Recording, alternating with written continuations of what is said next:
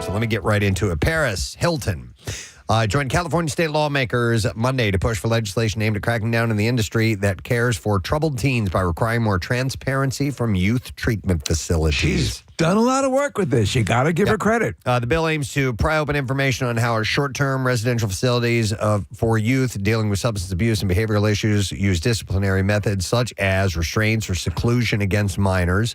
It would require such centers to notify parents and the state anytime they use restraints or seclusion rooms for minors.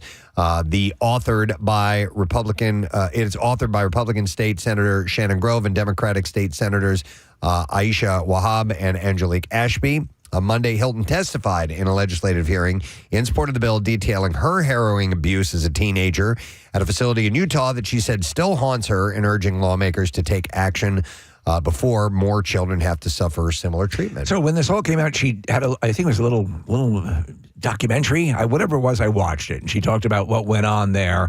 And so you think of her coming from a life of privilege, and she has. Yeah. But this establishment seemed pretty cruel. Yeah, and I've seen a couple of other documentaries about places like that. Not exactly the same ones, but more like religious for troubled youths, and where they just treated them horribly. Yeah. Horribly. Treated them like prisoners. Yeah.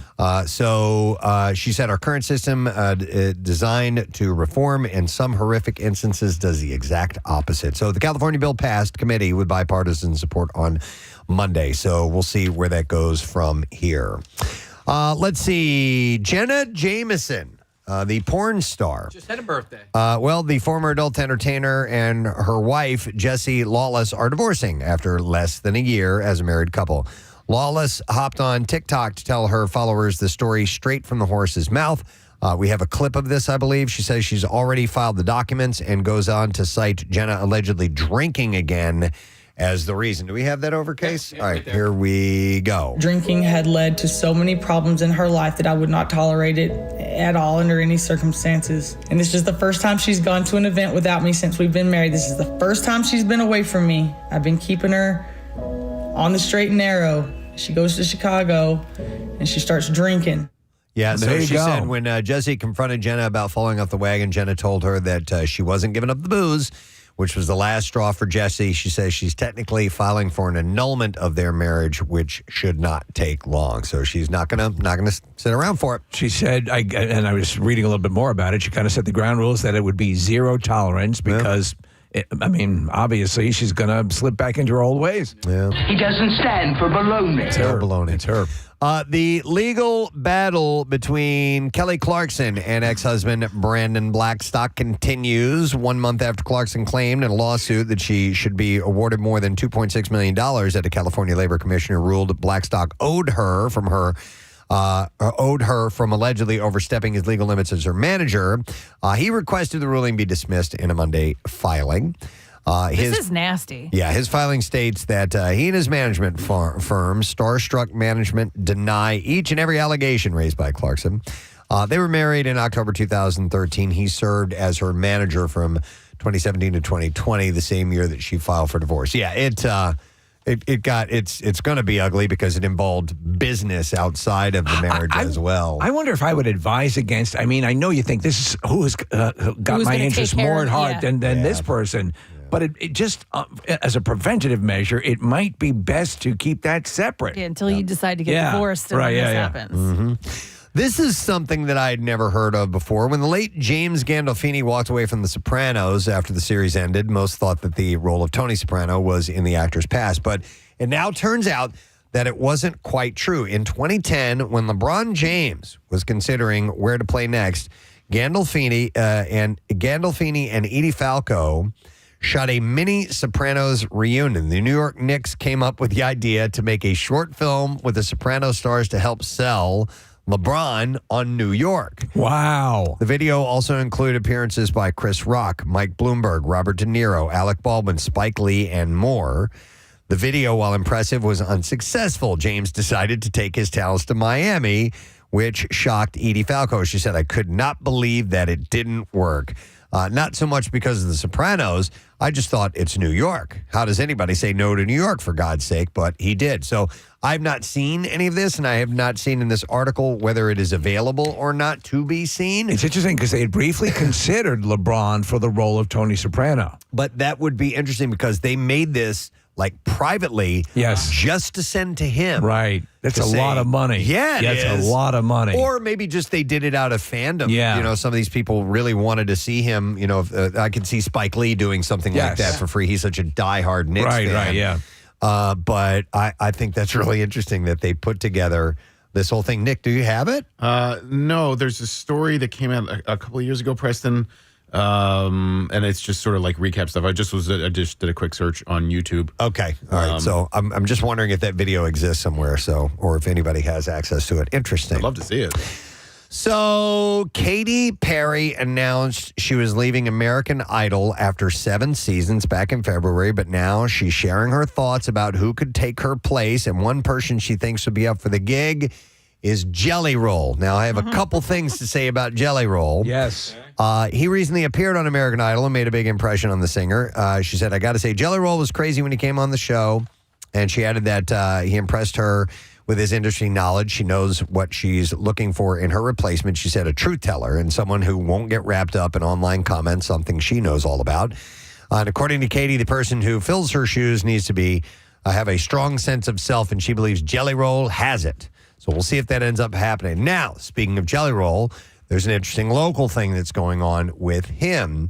Grammy-nominated country singer has been sued by a member of the local band out of Philadelphia, Jelly Roll, for trademark infringement in a lawsuit filed in federal court. And I've been waiting for something like this to happen. You said that this morning, and we both agreed. I'm like, it was sitting right there, and I was in the back of my mind, I was wondering, is somebody going to make the legal play on this? When we first started talking about Jelly Roll, I was like, did the local band get big? What happened? Right. Yeah. Now, apparently Jelly Roll had entertained the name Stake 'em Up.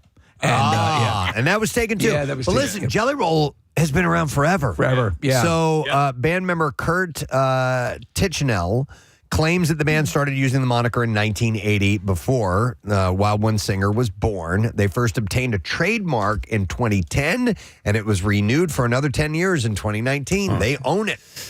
And if you listen to the argument, it kind of makes sense. So in his trademark complaint against Jelly Roll, whose born name was Jason Bradley DeFord, he said the band has been performing at events under Jelly Roll since at least 1980, include 2 appearances at the White House for President George W. Bush and his family. The band said prior to the rapper turned country singer's rise to fame, a query for the name Jelly Roll on search engines such as Google would bring results back to them. Yes. Like that'd be it. Yeah. And now the Google search results don't get to them until as many as 18 to 20 references.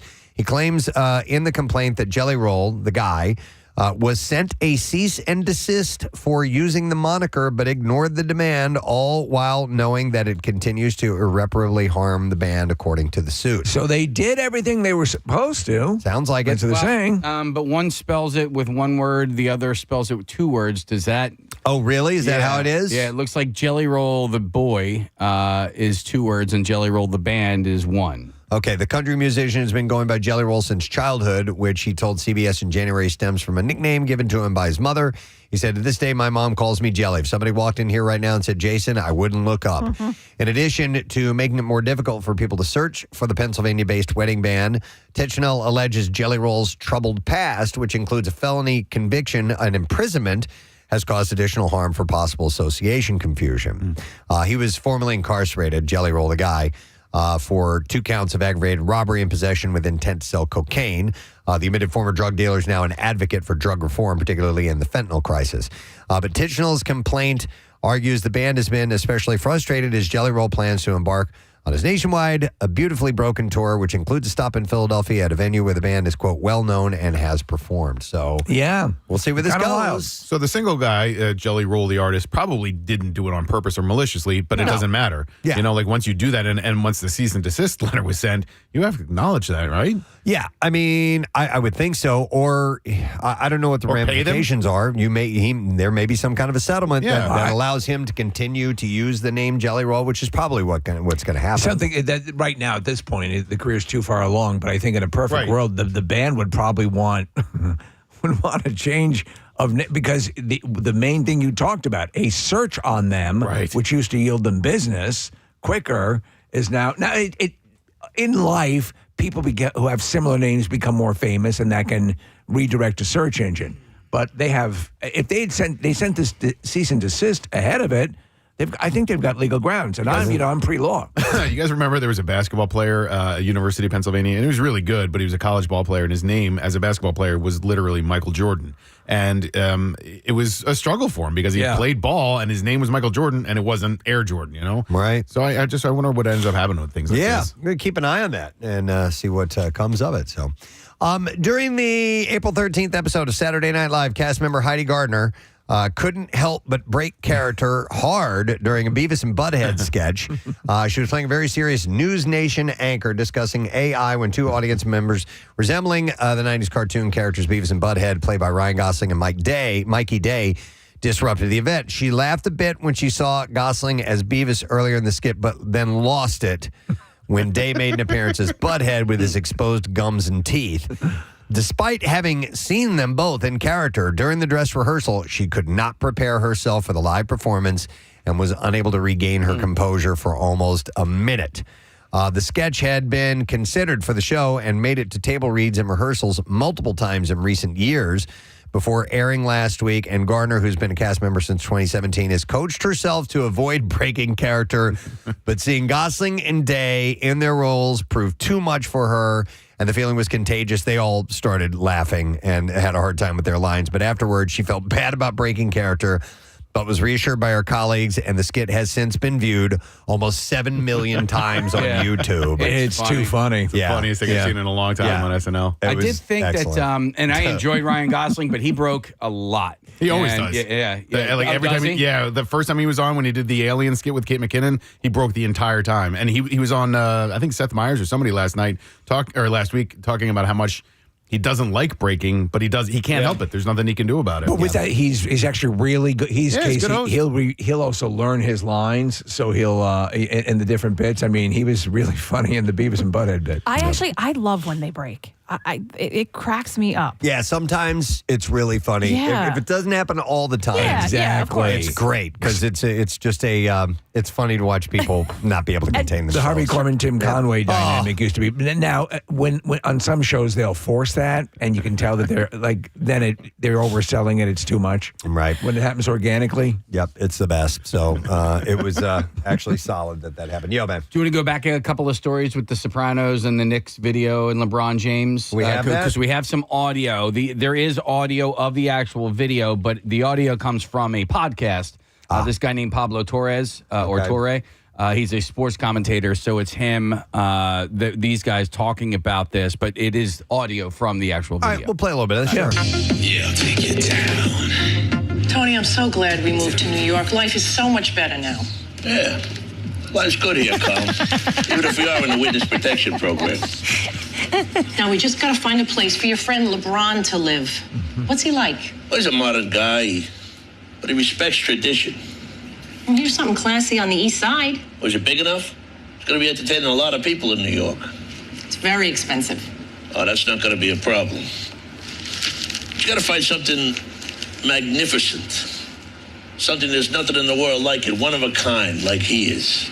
Well, here's a place. It says it gets really loud there. Take a look. Oh, yeah. Yeah, that's it. All right. Oh, it's the Garden. Yeah, Garden. yeah. So that was the podcast hosts that were laughing in the background. Cute. All right, that's cool. That's cool that they did that, but he didn't take the bait. It worked. Wow. So you're not going to take it? All right, so here's a follow-up story. We had mentioned OJ's Ford Bronco. Yes. The owners have said they plan to sell it now. After the football star turned accused murderer's death last week. Any suggested value now? Yes, all this has come down? Yep, I'll get to that at the end of this. The SUV is currently owned by Simpsons ex-manager Michael Gilbert, as well as two associates of Al Cowlings, who, of course, was driving it during the whole thing. Gilbert said, before OJ passed, we had always thought that this was going to be the year that we were going to sell it because it's the 30th anniversary. He said, who knows if we are all going to be around for the 35th or 40th. The last offer that they received for the car was reportedly around $750,000. Wow, I thought it'd be more. Though they are hoping that with the renewed interest following Simpson's death, that they can bag somewhere closer to $1.5 million. Yes, that seems more logical. It's been on loan to the Alcatraz East Crime Museum in Pigeon Forge, Tennessee since 2016. So they're thinking about unloading that stuff. And that cracks me up that the Alcatraz Museum is in Tennessee. Yeah. But you know what's interesting, though, is the Ford Bronco in the past 5 years has made this resurgence. Yes. And especially the classic ones. I mean, like you see an older one that's in good condition driving around, and this thing's been sitting there for ages. Right. Hardly driven. Hardly driven. And driven slowly. This, I think, is great, Steve. I know you saw this. What do you think about Pamela Anderson joining the Naked Gun reboot? I love it. I think it's excellent. Yeah, I love it. She joins Liam Neeson, who has already been announced as the lead for the upcoming comedy. Of course, the original Naked Gun was a spoof comedy, and it focused on Leslie Nielsen, who still solved crimes, even though he was a bumbling detective after a series of mishaps. The reboot will be directed by Akiva Schaffer of Lonely Island fame. Yes. We've had him here. And the script comes from the writers of the new Chippendale Rescue Rangers.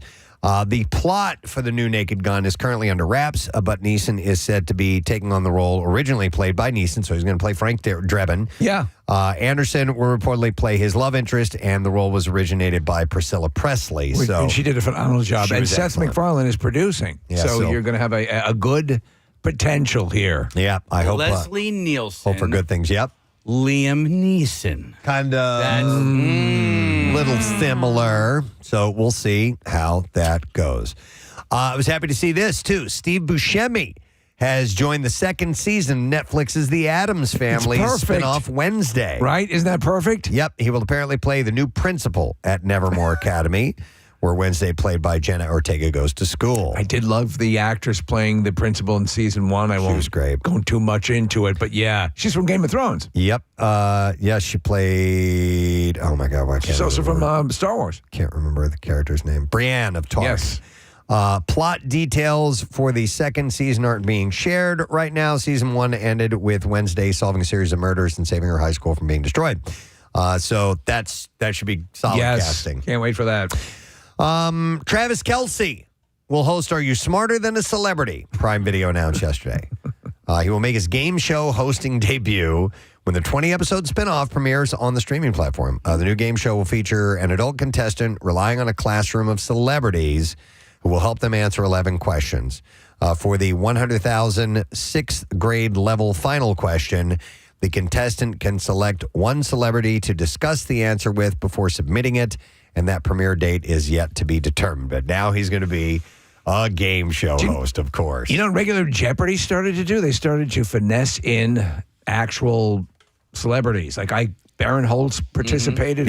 So outside of Celebrity Jeopardy, they're kind of letting them take their hand at just actually competing. Yeah, it's really interesting. All right, we are set for some clips now.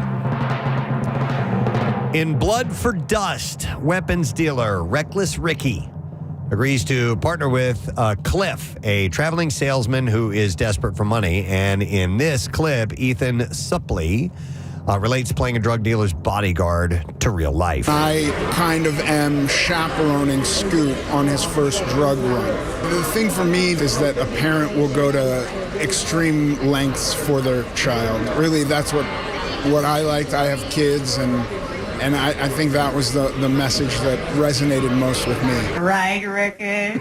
So Nick pulled up a picture of him. You know this guy in remember the Titans? He was he used to be very large, obese. Yeah, he was in American History X. Exactly. Yep. And now Nick has a side-by-side picture of him. Not only did he lose the weight, he's cut up in his abdominals. He's actually got a six-pack there. That guy he had to have weighed 400 pounds plus, He's up easily. there. Conservatively. Yeah. And Steve, he's in that movie with the dog. They're trying to reform this dog who had PTSD. Oh, yeah. Yeah. I think it might be called Dog. I'm Yeah, not sure, yeah. but he the one with the Channing Tatum? Mm-hmm. Yeah. Wow. He's Good in on you. Mallrats too, and he has a great line where he goes, "What's a schooner?" That's when he's looking at the 3D picture. He can't get the thing to come to his brain. Yeah. Blood for Dust opens this Friday. Here's our next clip. Family Guy update. Last month, the show moved to Sunday to Wednesday nights, and tonight is the season finale. And here, Mila Kunis talks about being the voice of a character for 22 seasons. Let me be clear about this thing where people are like, what's the voice that you do for Meg? It's this. This is the voice. You know, half the time Meg doesn't talk. She's like kind of like in the background that gets farted on or sat on. So if I have dialogue, I'm really happy. I didn't realize it moved. I was wondering where the hell it was because I kind of like it in the Sunday night slot. Family Guy airs tonight, 9:30 on Fox, should you be so inclined. And there you go. That's our final story for you this morning. Hey, I wanted to mention, Casey, can you find me the big friggin' deal? Oh, yeah. I want to make sure that people are aware of this because we got a really good one this week. They're always really good ones, but this one is cool, especially for family fun. This week, you can get 2 general admission tickets to Big Kahuna's Water Park in West Berlin, New Jersey for $35. Whoa. Yeah, you get 2 GA tickets for $35. 2 tickets for the price of 1, and you got to get them while supplies last. Go to WMMR.com, use the keyword deal. That's so cheap that even if you don't have kids, you can buy them and give them to somebody who does. Yeah. Because that's a good deal. That place looks cool. They'll appreciate that. That's awesome. We're less than an hour away from your first shot at $1,000. Good money. It is coming up and more. So we'll take a break. We'll come back in a second, and we'll keep this Wednesday forward momentum going. We'll be right back. That's your traffic on 93.3 WMMR. Thank you, Kathy. Kathy's Cuts. Yes. What locations need a little goose? What do we need to fill up here? Oh, so we have, let me pull it up. Okay. There are 3 locations yes. for people to be a part of this. Vibe Salon in Mount Laurel, New Jersey. Okay. They've got a big salon, so a lot of open spots there. And then filling up quickly is the Ambler location, but there are still some spots in Ambler. And then we're also out in Jenkintown. So spots are still open. It's Monday, May 6th. I'll actually be at Mount Laurel this year. This is the first year. They came to us last year. They worked with us, and they're there again this year. I haven't met any of them, so I'm going to go over there this year. Very nice. Do a few hits over there, and then I'll head to Gravity Hair Salon. And I'm thinking next year I'll be able to get out to Jenkintown. I wanted to do all 3, but it doesn't seem feasible. And we have a guest correspondent too, right? Yeah, Jackie Bam Bam's going to, because he lives in Mount Laurel, so he said he's going to go over there as well. Nice. And all the information to sign up is on PrestonandSteve.com. There are guidelines. If you have long hair,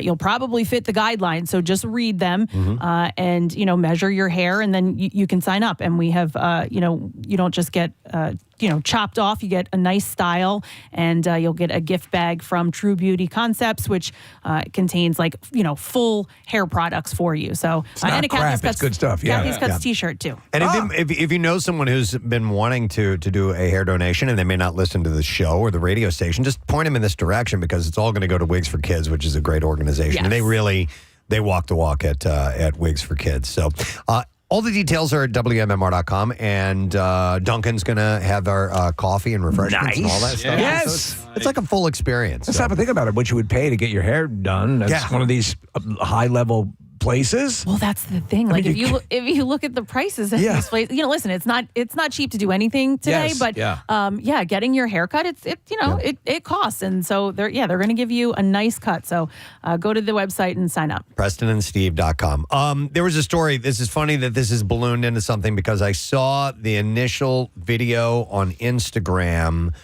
of when this kid received a gift from his father. Okay, so there's an Oklahoma family.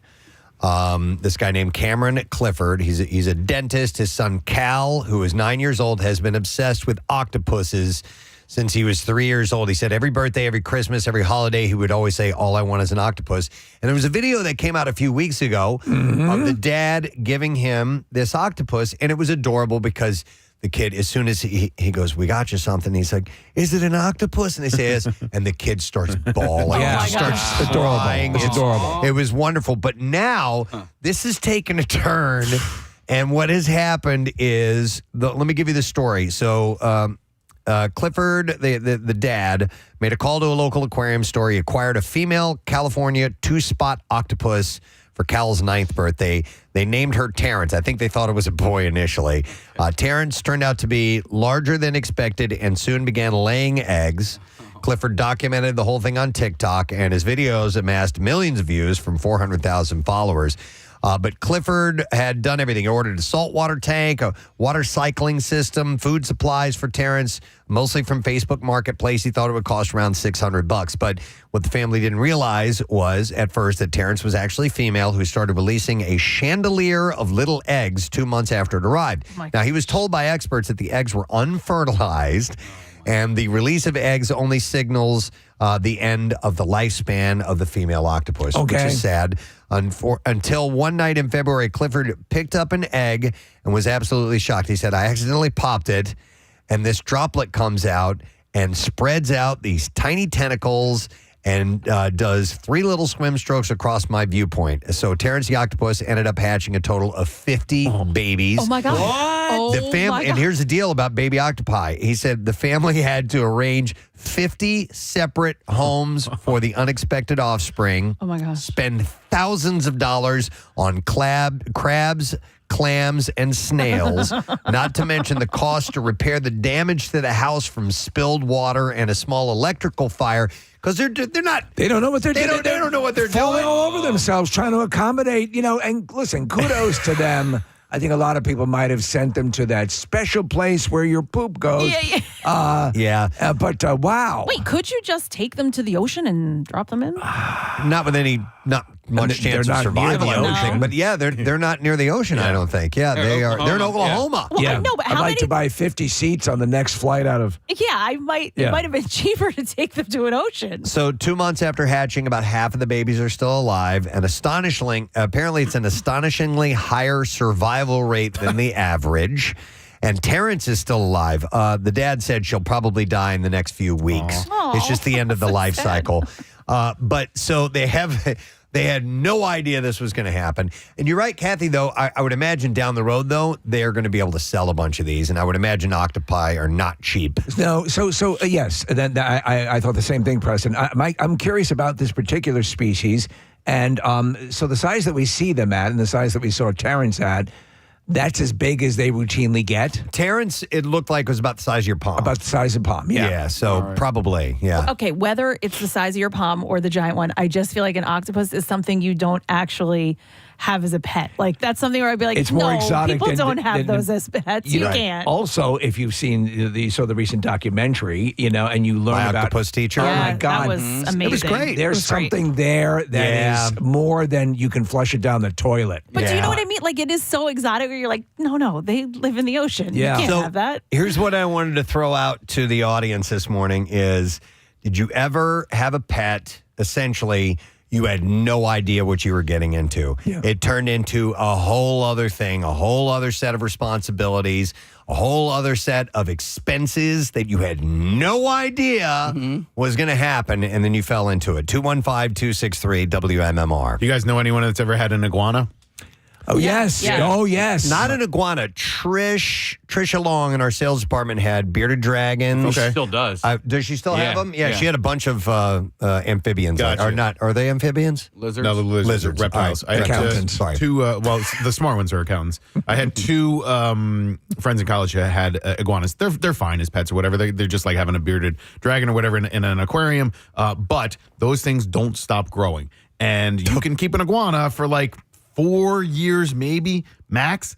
When they get out of their cage, they're nasty. They will whip you with their tail. I've seen that. If they bite you, you can get sick from an iguana bite. Like, they are, I think, relatively cool to look at, but I would never want one as a pet, but people get them. Yeah. Yeah, I know people who have had them, and you keep having to get the bigger tank and all of that.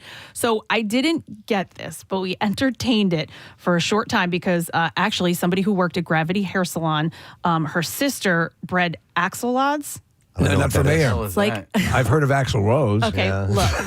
Steve, this is what You it is. bred those things? Look, Steve. Whoa. You can hear them at I night. believe What it's, kind of animal is I it? believe it's like in the salamander family, but they get a little bit bigger. They're like funky looking. It looks they're like cute. a little sea man. Yeah, it looks like a little seaman. So Jace was really into it when he was younger. And so it was Christmas time, and I'm talking to this girl, and I'm like, oh my God, I can't believe your sister has them. She's like, yeah, she's selling them. I'm like, Jace, what? So I go through this whole thing about what we need, all of this. And at the end of it, I was like, oh, hell no, there's no way we can do this. They are pretty cool looking. If you're watching, really cool if you're looking. watching Fallout, Yeah. this kind of creature has been irradiated and becomes much larger. But I They think almost look like they smile a little Yeah, bit. right? Yeah. Smiling I'm sorry. at me. But I just think I would have been in over my head had I. What's done that in your this. terrarium? That's Axl Rose. Yeah. I thought for a little while there that we were headed towards getting a pig as a pet. Oh, my friend. And we've seen these things get away from people. They think, oh, we're going to get this little tiny little piglet, and they grow become up huge. Some do, and some don't. So some will. You can get a special breed, I believe, that stay small. So Well, and I did the hatch at home with the little chicks a few years ago. Yes. And you can keep them, like if you want to pay for them, and it's not that expensive. Obviously, it's a little difficult to have them, but people say that they don't know. You don't know if they're male or female, so you can end up with a rooster. So, like, could you imagine if I was in Conshohocken and I had a rooster? It's funny you should mention the pig thing because my wife is going to a thing called the Mini Pig Party this Saturday because there's a whole culture of pig pet owners. Sure. I'll bet if you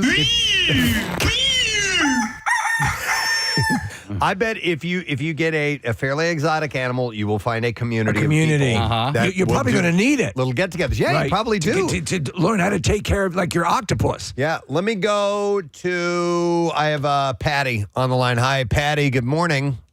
Hey, good morning. Long-time listener, first-time caller. Well, welcome, Patty. All right, what do you want to tell us about? What pet did you get and you didn't realize what you were getting into? Well, we were at the Jersey Shore in 1999 and bought 2 sweet little green lizards. Okay. We ended up coming home to discover that we had bought 2 baby giant green iguanas. Oh, my God. How big did they get? Well, ours grew to be 3.5 feet. Wow. So 3.5 feet. That's big. Contiguously or each? Each. Okay, One wow. was Charizard and one was Iggy. And we were Charizard? told when we... The Pokemon? You betcha. And we were told when we bought them in 99, they're not going to get any bigger than their tank. Of course. That's right. And we had to build 3 tanks. That's right. What's the life expectancy on those? Well, in our house, it was 23 years. 23 years. I wonder if my buddy Kevin had an iguana, and it was so surprising because he and his sister, they kept this tank so clean and so big, and they took really good care of it. I wonder if that thing's still alive. Patty, what was the difficulty in raising iguanas? That they kept on growing. Yeah. And that was the problem. We had to keep on building a larger tank. My husband ended up buying a tank that was the size of a closet that we laid down on the ground practically. But they were cool. Well, and this is the reason why animals like iguanas in certain areas have become invasive Illegal. species. Yeah. Well, people have they're like, I can't take care of this anymore. And I don't have the heart to kill this thing. I'm just going to go take it to the Everglades and let it go. And then boom, next thing you know. They're encroaching upon native species and wiping them out. Let me ask you, Patty, so do they live food or what's the deal with an iguana diet? They're very expensive to keep because they eat vegetables and fruits that you don't typically would have. So it's not just like lettuce and cucumbers. Okay. And they need fresh food every day, fresh water. You need to have the right temperature in the tank, the right humidity. But I'll tell you, Iggy would get out of her tank and it was fine. And I would find her in my closet. I used to think she was like a cat without fur. Okay. But they swam in the pool with the kids. That's cool. They were wonderful. Cool. We would take them outside, but I would never recommend anyone getting Would they slap you with their tails? They were very gentle, so we didn't have to worry. But I will tell you that our son, when we first got it, didn't realize it, but was twisting the tail, and the tail broke off, which is their ability to get away from prey. Right. And that tail was wiggling, and poor Iggy lost a bit of her tail, but it's defense mechanism. Yeah, But Patty, did they ever try to breed? No, they did not. Thank goodness. Oh my gosh. Yeah. Where do you get iguana condoms? All right. Thank you, my Patty. Lord. Thanks for Hey, sharing. guys, look, take care. God bless. It's been a pleasure listening to you all these years. All right, thank you. Appreciate that. My sister-in-law has 2 tarantulas, and I don't. You can't. I don't know how. I don't get it, but I also don't know how it's going to last. Like, is she really going to be able? Like, What do they eat? They just insects, I don't know. assume? I don't Okay. know. I won't go over there. I'm going to go to John. Hey, John. Good morning. Hey, I had, my wife, all she wanted for the longest time was a potbelly pig. Okay. And I didn't know much about them, so I said, sure, why not? All right. Well, 5 minutes after getting this pig, I realized I made a severe mistake. This thing was an eating machine. Sure. My daughter might have dropped some cookie crumbs on the couch. The pig ate the couch. The pig ate the couch? Well, ate a hole in the couch. Yeah. And then if she dropped something like on the carpet, a hole in the carpet. Well, this got to be out of control. One day I heard this banging noise in the kitchen. I got up and went in. The pig was rocking the refrigerator because there was a piece of dog food underneath the refrigerator. And I'm not kidding. This got out of control. How big was the pig at this point when it was rocking the refrigerator? About 45 pounds. Okay, And decent. when we first got it, it was a baby, and they said, "Oh, you got to keep it on this special diet, or they'll get too big." Well, special diet was like a cup of food a day, and a pig is an eating machine. That's all they think about is eating all day long. Yeah. Well, I could take a banana and walk this pig down the street, and the pig would have followed me off a cliff if I had fruit in my hand. This thing was just unbelievable. How long did it last as a pet? Well, that's the funny part. We had a pit bull, a Boston Terrier, and a pig. And my wife, she says, she came home from work one day, and she says, "Oh, this girl at work wants to get rid of her pug." I said, no more mouths to feed. No way. Yeah. And she was like, well, listen, I'll get rid of Louie. That was a pig's name. We named him after my old boss. She said, I'll get rid of Louie because I was begging her to get rid of this thing. Yeah. She says, I'll get rid of Louie if we can get this pug. Okay. And I was like, okay, no problem. Get the pug. We'll get rid of the pig. We got rid of the pig, and we had to put an ad in the paper, and people were calling asking, how do you cook it, and how many... Really? You didn't do that, did you? Oh, yeah, I'm not kidding. For like a month after we ran the ad, people were calling. And the best part was, after we got rid of the pig, about 2 weeks later, the girl called back and she says, listen, I can't live without my pug. I want my pug back. Aww. So I got rid of the pug and the pig. It was a beautiful day. Oh, my God. That's funny, John. Wow. Yeah. All right. Thanks, man. Appreciate it, bud. Hang on real quick. Casey wants to play a clip for John here. Was she a great big fat person? He sounded like Buffalo Bill. There are a lot of people. Sorry. That's okay. There are a lot of people texting in, and I'm reading a bunch of different information that says unless you have a farm, pigs are not great pets. Okay. Small pigs are often bred to deceive the potential owners.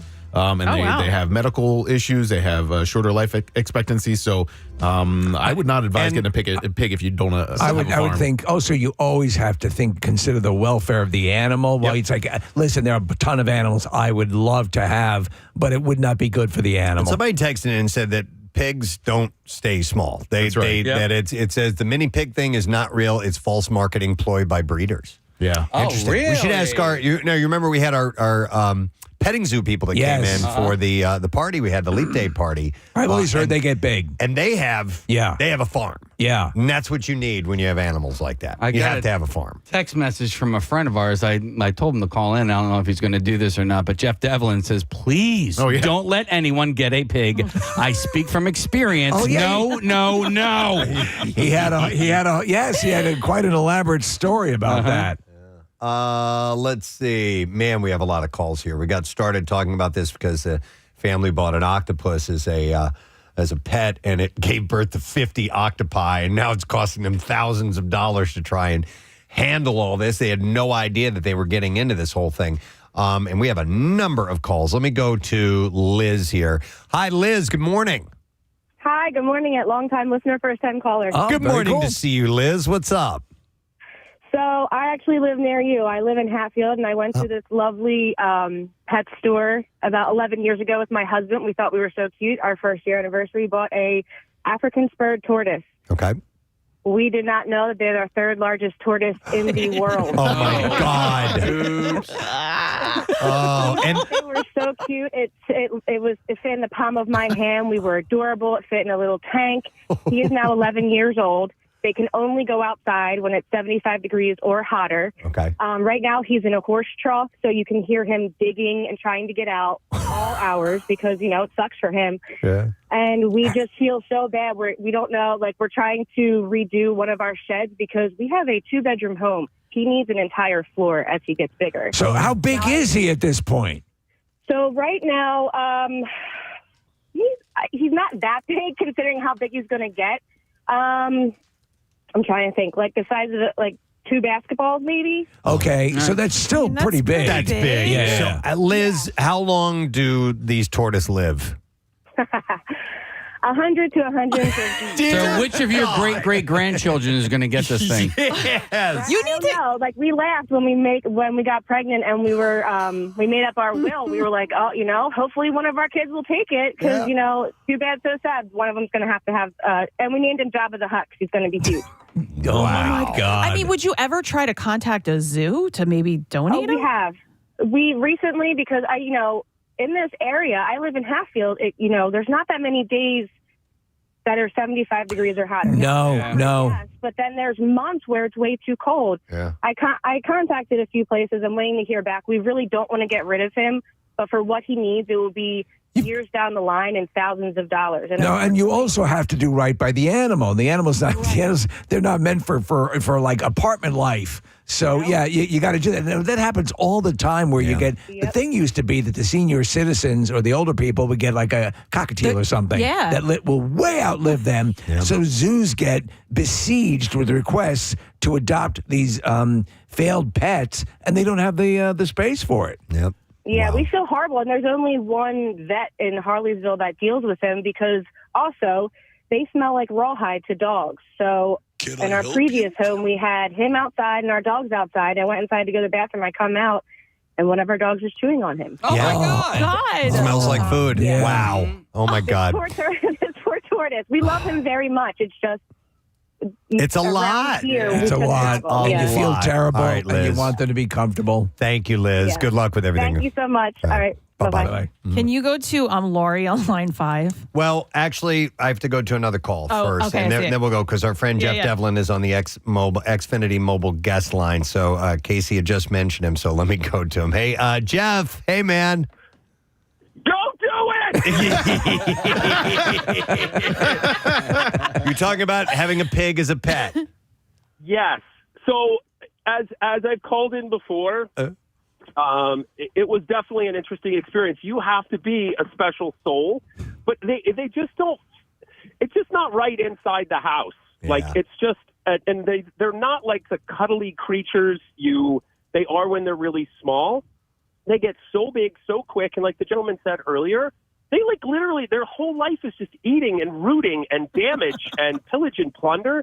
Now, my ex-wife will think differently, and she's a very warm, loving person when it comes to animals.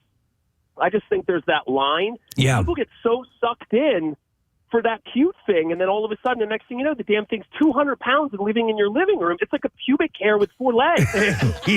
So, dude, let me ask you, how big, what is your current pig situation? So, I lost the pigs in the divorce. Okay. So, You had more than one, right, Jeff? We had 2. So, and I took care of them for about a year after we were separated, which, again, when they were outside, it really wasn't that bad. But it's not, when you say pet, one thing, barn animals, like horses, stuff like that, it's not in your living room. Right. Yeah. So for me, many people get sucked in, and our kids were so enamored. Like they would hold the pigs when they were really tiny, and then after a while, they would just be outside, and we would visit them like, every week or every couple. Like of they're days. they're tenants. It's a wholly other experience. So and you feed them and you take care of them, but at the same time, it's.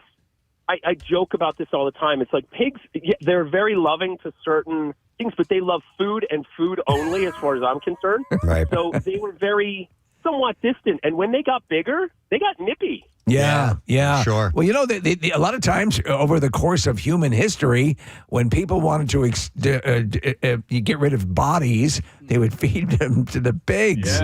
Yeah. So there's really not a lot of love lost. I would have known that. Yeah. I like your comparison to a 200-pound nutsack lying in your living room. Again, I love animals, but at the same time, I would highly not recommend it unless you have a barn, you have other animals. Barn. You've got to have, as Preston said, you have to have some sort of farm facility. And Jeff, to that point, yes, even the most committed animal lover has to consider the welfare of the animal. As no matter how much you think they're wonderful, it's just not good. It's not good to have that animal eating your couch. No, and they do. They eat floors, couches. You try to, and many people say, if you can train it, and I can train it to go inside. Do you want a 200-pound animal going inside of your house unless it can flush the toilet? Right. Yeah, exactly.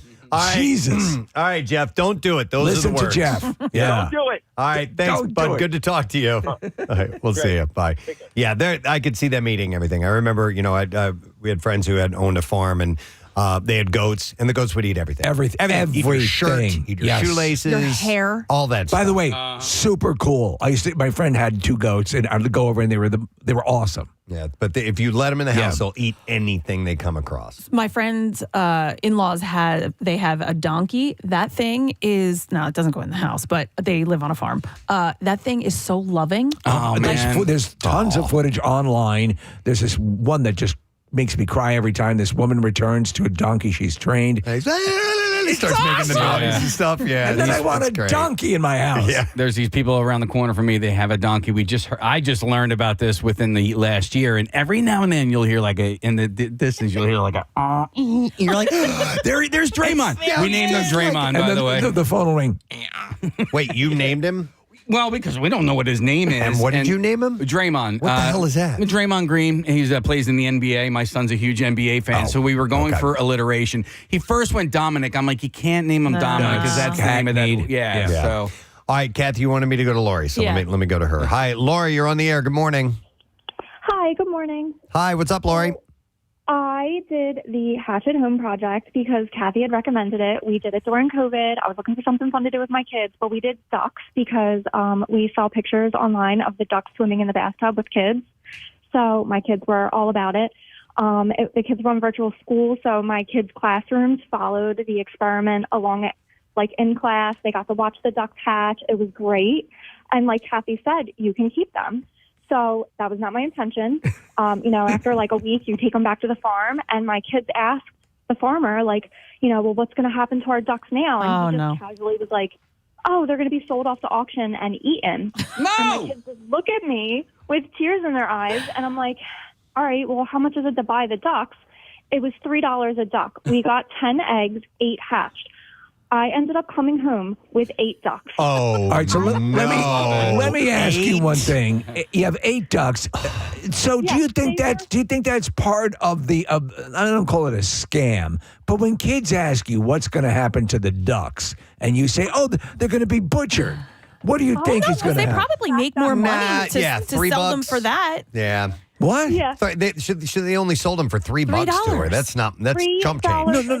So how So I don't think it's a scam. Well, because I think they would make more money. But I'm saying just on a basic level. Who tells kids? Yeah, you don't say that. They go, they're going to a duck farm. Well, let me tell you what's going to happen. I'm going to feed him into a wood chipper as you're driving away. Where they have recess and lunch all day. Jace offered to build a chicken coop, and I was like, no, we are not keeping them. Lori, I live in a Philly row home, so we had them in our backyard. We had a pool. That's we went great. to a baby pool with a slide. It was great while they were little, but they grew so fast. I don't know if you know this, but ducks poop like every Like, 2 steps they take. incredible. So it got really stinky really quickly. My neighbors didn't really mind too much, but then we had a fox in the yard trying to eat them. So, and I lived in Philly at the time, so I'd never seen a fox in Philly in my life. But they were trying to eat the eggs, and it was a whole thing. So we had them for like maybe 8 months, and then I found a home for them. Okay, good for you. And what restaurant were they at? No, Wow. it was like a really nice farm in Bucks County. And they run around with other ducks and play. Yeah. somewhere. All right, Lori, listen, we got to run, but thank you for the call. We appreciate it. Thank you. All right, good luck with everything. All right, well, it can get out of control very quickly. Make sure you dive deep before you take on an animal that is not a cat or a dog, or even if you do get those, make sure that you are aware, if you've never owned one before, of what the responsibilities are or what can happen, like the octopus people. Octopus. Very interesting. Thank you for the calls. I apologize to everybody who's been on hold. Sean, Bob, Joe, Robert, Stoney, Angela, all of you, thank you for calling in, but we don't have time to get to you because we got to go live on Fox Good Day. So we're going to do that now, and we also have your chance to win $1,000 with Good Money It. That is coming around the corner with the Bizarre File as well. Stay with us. Preston and Steve. Preston and Steve. Those make you happy? What is your workplace like? Yeah, right, exactly. Inappropriate conversations. Mike's out nonstop. today. It's kind of like in yoga sometimes, like you'll hug yourself at the end, like you curl up in a little ball and you give yourself like a big hug. Oh, It's like the literally- fetal position? Well, yes, like any of that, or like before you set up for Shavasana, it's like giving yourself like a hug and like thanking yourself for coming and showing up for yourself. Do you feel it works? I do. Or like you generate some heat with your hands, rubbing them back and forth, and you bring that into your heart space. You know, you can just bring that right on like in. E.T., turn on your heart light? You got it. I think that the sensation of this, of wrapping your arms like this, it kind of stretches my shoulders a little bit. So that feels nice. General contact. Yeah. I think nothing can quite beat the hug of someone else who actually legitimately cares, but I think it can help mollify any sort of, a little bit. Won't hurt. Yeah. It tide you over. Yeah, maybe It'll so. tide you over until you can get with somebody. Well, it makes it easier for them either to. of Oh, I'm sorry. It makes it easier to put the straitjacket on. True. You're already in that position. Makes sense. At our age as adults, does anybody hug you over the course of a day Yes. regularly? Well, my wife, but I'll tell you, I can always be counted on a hug from Dr. Mike Sirigliano. Yeah. Yep. Yes. If you happen to see him, I get a hug from my youngest and my wife, and yeah, that's always nice every day. It's necessary. You should hug more. Yeah, we should hug more without having the interaction of the authorities. Casey, get over here. Get Hugs all around. Yeah, hugs with consent, of course. All their hugging. Oh, love you, man. Oh, you're good. Well, He's a good we're hugger. giving you guys a hug through the TV right now. We love you. But Love we you gotta guys. go. All right, Bye-bye. we'll see you Bye, later. guys. Bye-bye. Nice. All right. Oh, you know what? It's 8 o'clock. Oh! Let's hug you with some money right about now. 93.3 WMMR Philadelphia. It's time for a Good Money It keyword. The money is invest. INVEST. And you have until 15 minutes after the hour to enter it. There are 3 ways for you to do that through WMMR.com. You can go through the MMR app, or you can text it in the special contest short code number, which is 45911. One random entry will win $1,000 in this company-wide contest. And each winner gets called from Beasley, so make sure that you answer your phone. Contest rules at WMMR.com. And it is brought to you by McLaughlin Plumbing, Heating, and Cooling. So the word again is invest, INVEST. Go, enter it now. WMMR presents Preston and Steve's Bizarre File. All right, it's brought to you by Family & Company Jewelers. You can save hundreds on the ring of her dreams at the Family & Company Jewelers Viraggio Bridal Show. It's April 25th through the 27th. You can visit familyjewelers.com for all the details. We're going to start with 2 follow-up stories. And this one is, this couple. And we told you the story of the couple that owned a Colorado funeral home where authorities last year discovered 190 decaying bodies. Yes. They were indicted on federal charges that they also misspent nearly $900,000 in pandemic relief funds on vacations, cosmetic surgery, jewelry, and other personal expenses. The indictment reaffirms accusations from state prosecutors that John and Carrie Halford gave families dry concrete instead of cremated ashes. Could you imagine? You have an urn full of dried concrete. And alleges the couple buried the wrong body on 2 occasions. They also collected more than $130,000 from families for cremations and burial services that they never provided. The 15 charges brought by the federal grand jury are in addition to more than 200 criminal counts already pending against them in Colorado for corpse abuse, money laundering, theft, and forgery. Otherwise, they're pretty good. The federal offenses carry potential penalties of 20 years in prison, $250,000 in fines. And on Monday, the owners of the Return to Nature funeral home Return to Nature entered a federal courtroom bound in shackles as they made an initial appearance before the judge, Scott Varlak. Listen, I know we screwed up. The U.S. Attorney Tim Neff argued the couple were a flight risk after they allegedly fled to Oklahoma last October when the decaying bodies were first discovered, and their arrest on state charges November 8th. The judge did not immediately decide if the couple should be released pending trial.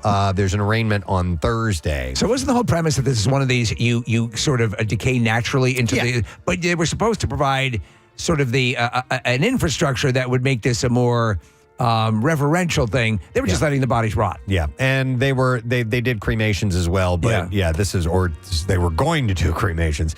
The indictment alleges the couple used $882,300 in pandemic relief funds to buy items that included a vehicle, dinners, tuition for their child, and cryptocurrency. And there are more details about what they were spending money on. They spent $120,000 on a Yukon and an Infinity. Then enough to cover cremation costs twice over for the bodies found in their business's facility. They also pay for trips to California, Florida, and Las Vegas, as well as $31,000 in cryptocurrency, laser body sculpting, and shopping at luxury retailers like Gucci and Tiffany. So if I were their lawyer, I would argue that since it was COVID relief fund, did they feel a sense of relief when they were spending it? Then it was done. That's what was intended. Yeah, so we'll see what else happens in this particular case. All right, here's another follow-up. NASA confirmed on Monday that a mystery object that crashed through the roof of a Florida home last month was a chunk of space junk from equipment discarded at the International Space Station. Yeah. That is kind of cool. The cylindrical object that tore through the home in Naples on March 8th was subsequently taken to the Kennedy Space Center in Cape Canaveral for analysis. The chunk of metal weighed 1.6 pounds and was 4 inches tall and roughly 1.5 inches wide. The homeowner, Alejandro Otero, said that at the time he was on vacation, his son told him what happened. He came home early to check on the house, finding the object had ripped through his ceiling and torn up the flooring. So they did indeed authenticate that it was from the space station. There's a cosmonaut attached to it. Oh my gosh. The proposed design of a train station in the Chinese city of Nanjing has attracted the attention of Chinese internet users, all for the wrong reasons. Authorities say the design of the North Nanjing Station takes inspiration from plum blossoms, which the city is known for. But online, others are pointing out its resemblance to something different, a menstrual pad. The topic has generated millions of views across various Chinese social media platforms, and according to state-owned newspaper Nanjing Daily, the preliminary design was greenlit by the government of Jiangsu Province and China State Railway Group. The train station is estimated to come in at $276 million and will sit across a total area of 14 square miles. Jeez. This is not the first. Take a look at the picture, Kathy. Holy hell. They say it severely impacts the flow of traffic. This is not the first architecture project in China that has drawn unexpected attention. The headquarters of state broadcaster CCTV in the capital of Beijing is known to many in China as the, quote, big boxer shorts building for its unique shape. A 27-year-old man from Tunisia faced emergency surgery after fracturing his manhood in 2 places while sleeping, resulting in a deformity. Despite the severity, the unnamed guy waited 36 hours before seeking medical help, and medics discovered significant swelling in a blood clot characteristic of a fractured penis. However, after surgeons repaired 2 fractures without complications, the man regained full function of his member just 4 days after the surgery. Steve, I think he rolled over on it. Yeah. That would never happen with me. And the member is technically boneless, but the word fracture is used to describe a tear in the tunica albuginea. I don't even know. It sounds like a place you visit on vacation. It does. All All right, one last story. We'll end with this one. In Indiana, police arrested a driver who went faster than 100 miles per hour while standing on the seat of his motorcycle. Dash cam video shows a motorcyclist driving around semis and other passenger vehicles on a 3-lane road. The biker swerved through one lane and allegedly reached 104 miles an hour while standing on the seat. The motorcyclist was ultimately stopped and arrested for reckless driving. Police identified the driver as Cody Brown. He was taken. That's what I get to do. He was taken to the county jail on Wednesday after that. Wow, that's moronic. Yeah. And that is what I have in the bizarre file for you. All right, so it is 7 minutes after 8. You got 8 minutes left to enter the word invest, and it is for the Good Money It promotion that we are doing. So make sure you do that now. Invest, INVEST. And you can do that through WMMR.com, the MMR app, or you can text it to 45911. But you're running out of time, so make sure you do that. Invest. We'll take a break, and we'll be right back. Stay with us. Preston. On 93.3 WMMR. All right, thanks, Kath. A little later on this morning, our friend Don Jameson is going to be checking in because he has got a new comedy album out, so we'll spend some time with him. But, we have not been to the Just Saying Institute in a little while. We didn't do it last week, so we're going to head to the campus right now. The Just Saying Institute, home of the Kathy Romano Safety Pin Stress Testing Center. That was open, and it went down my shirt. That would you could have lost a lot of blood now. Yeah. Did you get stuck at all?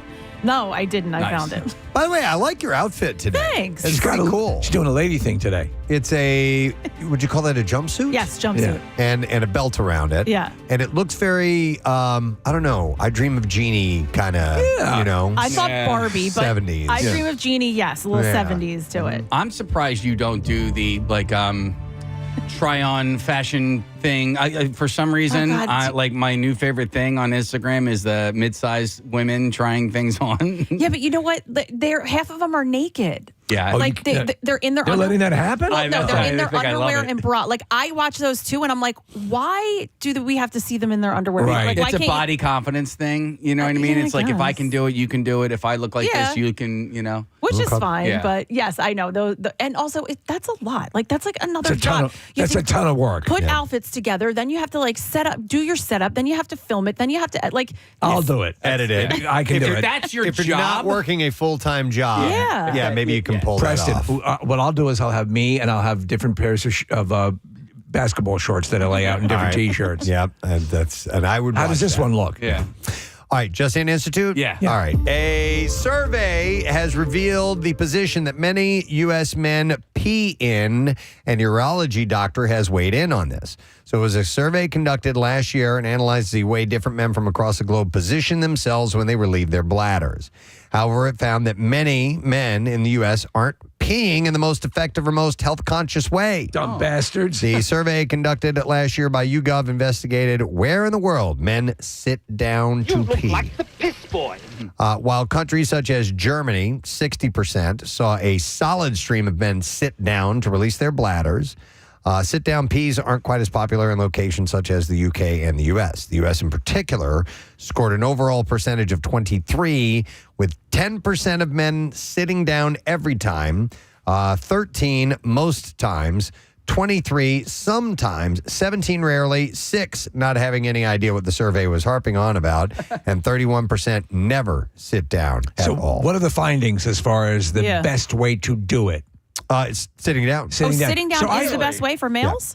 I would sit down about, let's say about 40% of the time. 50% of the Yeah, time. something like that. Yeah. If I'm at home, I usually sit down and pee. Relax. Yeah. Take your shoes off. Take a sit. Yeah. Yeah. Why is that the best way for men? Because according to Gerald Collins, a consultant urological surgeon at Alexandria Hospital, he said that the sitting position is probably the most efficient way to properly empty your bladder. Okay. And if you don't empty your bladder, it can lead to some health issues Right. from urinary tract infections, kidney infections, should your symptoms worsen, or even bladder stones. Okay. So that's why they recommend it. You know, I have a rocking situation. So on before I had the prostate removed, I get up a lot. Now I get up far less throughout the night. But when I do, my toilet is in such a way that I can put my hands on two walls, sort of lean over, and I don't know, it's very comfortable. Nah, the middle of the night, I absolutely will sit down. I'm too damn tired to stand up and pee. I rarely pee in the middle of the night. Rarely. Oh, good for you. Wow, you're lucky. Yeah, I Yeah, know. you I are. mean, it just doesn't happen. But between the hours of 3 p.m. and 7 p.m., I'm going all the time. You know that, I'll get up at least once a night, sometimes twice. There was a time where I was getting up like 3 times a night. And that's when Dr. Mike wanted to root around in my butt to see what was time going on. for a finger. But if you drink alcohol, so you urinate a lot. Yeah. Like way more than what you took in. So alcohol, I did not know this, is like a diuretic. Yeah. It causes that reaction for your body to flush out. It's pretty wild. Yeah. Right? I assume the body's looking to expel because alcohol is intrinsically poison. Poison, essentially. Yeah. I'll know, like, if I have a glass of wine in the evening, I know that I will have to get up twice that night to go to the bathroom. So no Just from one jumpsuits for glass. you. No jumpsuits No while- jumpsuits for you during while wine I'm- drinking. Wait, Preston, did Dr. Mike find anything, or did you do anything? A marble. What's no, that because- doing in there? Because you said you were going 3 times a night. Now you're Yeah, only going no, 2. there was no real conclusion. I didn't have a prostate issue or anything like that. So you didn't do. So you did just change to 2 Yeah. twice a night. Yeah, just had kind of settled down on its own. Which was good. What times? Oh, I have no You don't idea. even look at I the clock? turn my clock around. Okay. Yeah, so I don't know. Because if it's like 10 minutes before I have to wake up, then I get really pissed off. It's the so, worst. I quit doing it. That's why I just piss in bed. That's a good idea. Yeah. That's a really Why good haven't I F tried you. that yet? That's me. I'm about a half an hour before my alarm wakes me up that I have to go to the bathroom. It's the worst. So these conditions like the kidney infections and bladder stones and stuff like that can also prove to become a greater risk as you grow older if you develop a condition called benign prostatic hyperplasia, which essentially happens from the early 40s onwards, and it's an enlarged prostate. Yeah. No and problem here. It often gets bigger as you get older. While it's not typically serious, an enlarged prostate can cause symptoms that may bother you, such as blocking the flow of urine out of the bladder. And it also can cause bladder and urinary tract or kidney problems. So If you they don't- recommend that you sit down and pee. All right. Well, I enjoy a good seated pee. I don't hate it. No. I ain't mad at that. Nope. All right. Where else do we go? Let's stick with pee.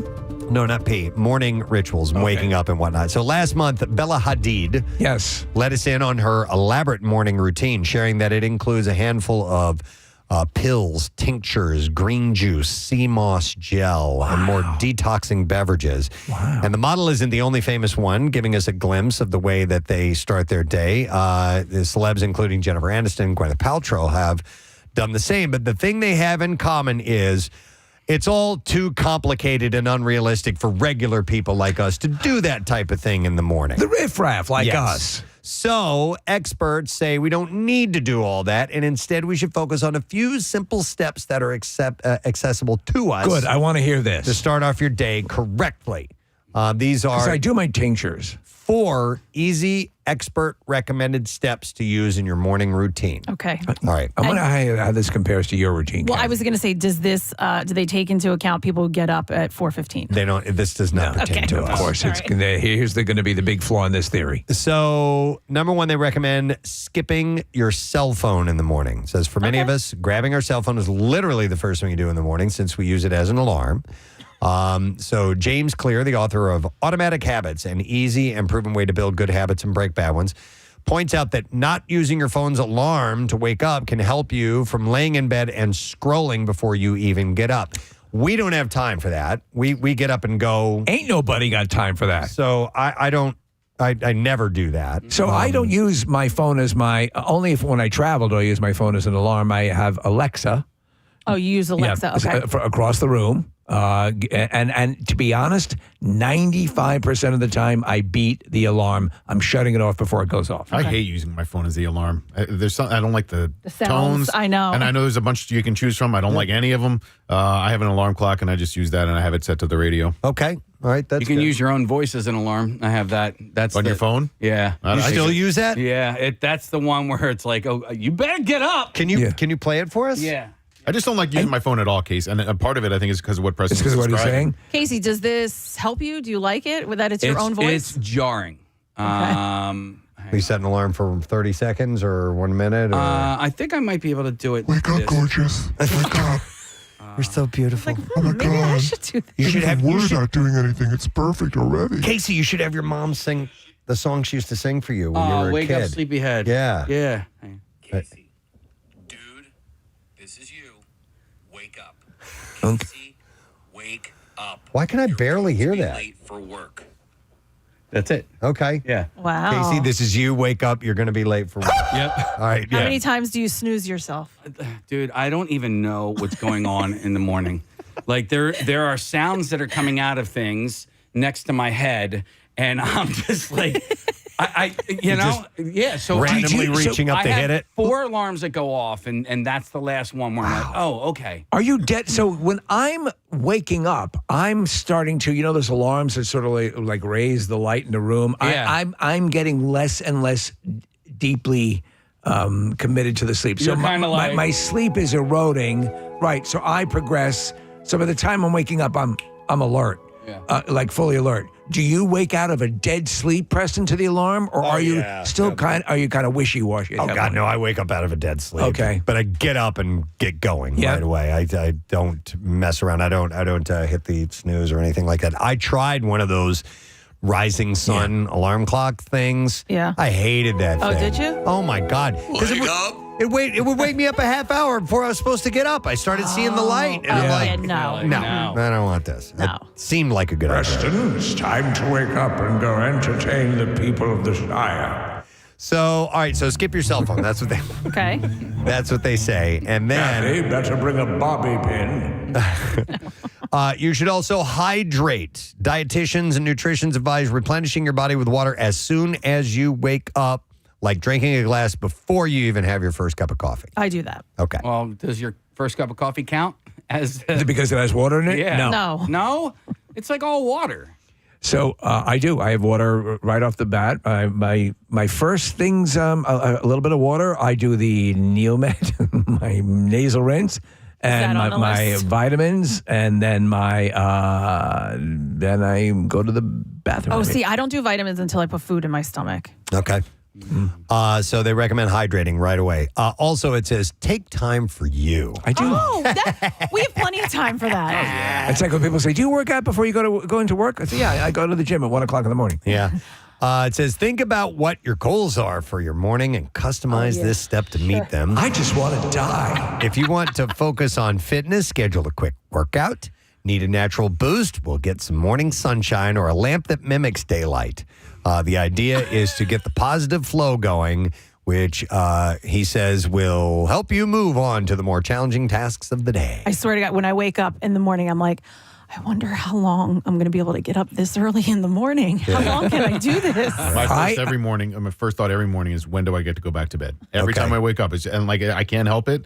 It's a natural reaction. Yeah. My first reaction is like this morning, alarms goes off, my eyes open, I go, Wednesday. I do that too. That's the first thing I think of. Wednesday. And then 2 more days after today. Every now and then you're like, oh, thank God it's Friday. And then it's Wednesday and you just want to murder anyone in the house. But you know what? I have those thoughts, same thing, the day of the week, all that. But by the time I get in my car and I'm driving, I'm like, oh, I'm fine. I'm wide awake. This is great. Yeah, and me too. I'm good. What you have to do is be able to remind yourself that you will hit that point. You will adjust and you'll get going.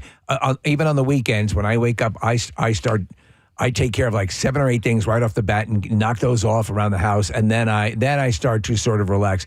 The idea of taking a nice leisurely morning, Preston, as a fawn comes up to your window and a butterfly lands on you, that's completely alien. I had a roommate in college who, and when you're in college, like you try to make later classes, whatever. But when you're a freshman, sometimes it's assigned to you. But anyway, she would have early classes, like 8 a.m. classes, and she would get up. She would have time to like get herself together, get ready for class, sit down, have a cup of coffee. This is college. We were out until 3 a.m., doing shots of vodka. And she would get up. I would like see her on the couch. I'd come down like in my pajamas, ready to leave for class. And she would be all chipper and fresh, drinking her coffee. Wow. That's a different kind of person. Yeah. Just needed you a throw pillow. The best wake. I'll try to make this sound. If you make this sound, you have had a great night's sleep and you're waking up the right way. If you go, nah. Yeah, that is. And if you haven't, you're like, Yeah. All right, so the last thing they recommend is this. Fuel your body. To do this, you want a healthy, filling, protein-packed breakfast that'll energize you for the day. That's what I try to have protein for the first thing in the morning. Do you keep a kielbasa on the nightstand? No, when I get here, I have my protein. Preston. Just rips off a big chunk of it.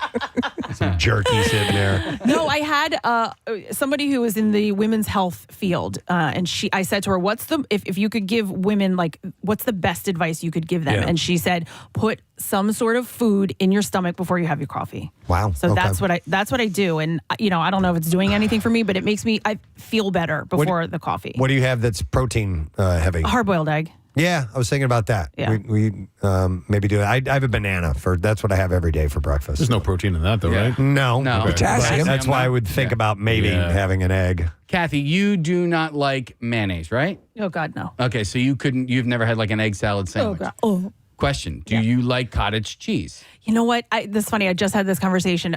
Cottage cheese I can take in like small doses, but I think it's the texture. After a little while, I'm like, oh God, what am I eating? If you were to wake up to it. Yeah, well, because my the lady who does my hairstylist, she's also like a trainer and stuff like that, and she makes egg salad with cottage cheese. Ah, okay. She doesn't like. Do you know what you could do, Kathy? What you do when you wake up in the morning? Dip your kielbasa into a little mayonnaise. All right, this is the last thing I recommend. Don't compare yourself to celebrities. There we go. What works for them probably won't work for us, and most of us don't have the same resources and disposable income that they do. A registered dietitian, Amanda Holzer, reminds us perfection is non-existent, and a perfect morning routine should not be the goal. But there are some things you can do to make it go a little bit better for you. That's not bad. I liked those. Yeah, those aren't bad.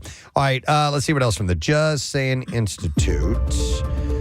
All right, let's go on to parenting here for a moment. This is my area. One of the most important parts of parenting is using the right language when we talk to our kids. We might not be aware of it, but the words we use matter and can have lasting effects on both kids and parents. So you're talking about the actual vocabulary as opposed to the language, like if you were to approach your kid speaking German. That would probably be confusing. So a new study from Preply talked to more than 1,400 parents across the U.S. to find out about the language that they use with their children. And the research reveals a few things, like some parents feel bad the way they talk to their kids. 20% say they regret negative language that they've used with them. I think we've all done that totally. before. You would it'd be impossible as a human being to not. And I see parents beat themselves up all the time for that, and they beat up the kids. No, the problem is everyone's going to make that mistake. I'm speaking from what I've heard. 3 in 10 parents regret what they've said when trying to discourage certain behaviors. That's the really hard one. Because it's so easy to lean on your instincts, which are, don't do that. It's stupid. Why would you do that? Yeah. What's wrong with you? What's wrong with you? Yeah. And you can't throw words like that because they will resent you. It can have the opposite effect that you want. And you have to try to be a little therapist and work things through and it's hard to do. So would you take that and go, keep doing that? That's very smart. That's what a great idea. The most common negative words used by parents are the following. Naughty. You're naughty. You're naughty, you little stinker. Yes. You just set the house on fire, you little stinker. Wait, did they say use naughty? No. They're They're saying most common. Naughty. These are the most common negative words. Okay. Naughty. Naughty, spoiled, lazy, selfish, bad. Good for nothing. No good. What about you, Dad? No, Dad. What about you? Forget you. Liar and stupid. Liar. Oh God. Wow, Yeah. I don't use Stupid? any of those. Never. Those are Liar and terrible. stupid. Yeah, I would never do that. So my Yeah, mom those are bad. always, her advice was always never call kids bad. Bad is on that list. So that's something that I always had in my head. Like she's like, kids aren't bad. They're kids. Yeah. So don't ever call them bad. And I hate even when it's Except for Jodie Foster in that movie where she was a little prick.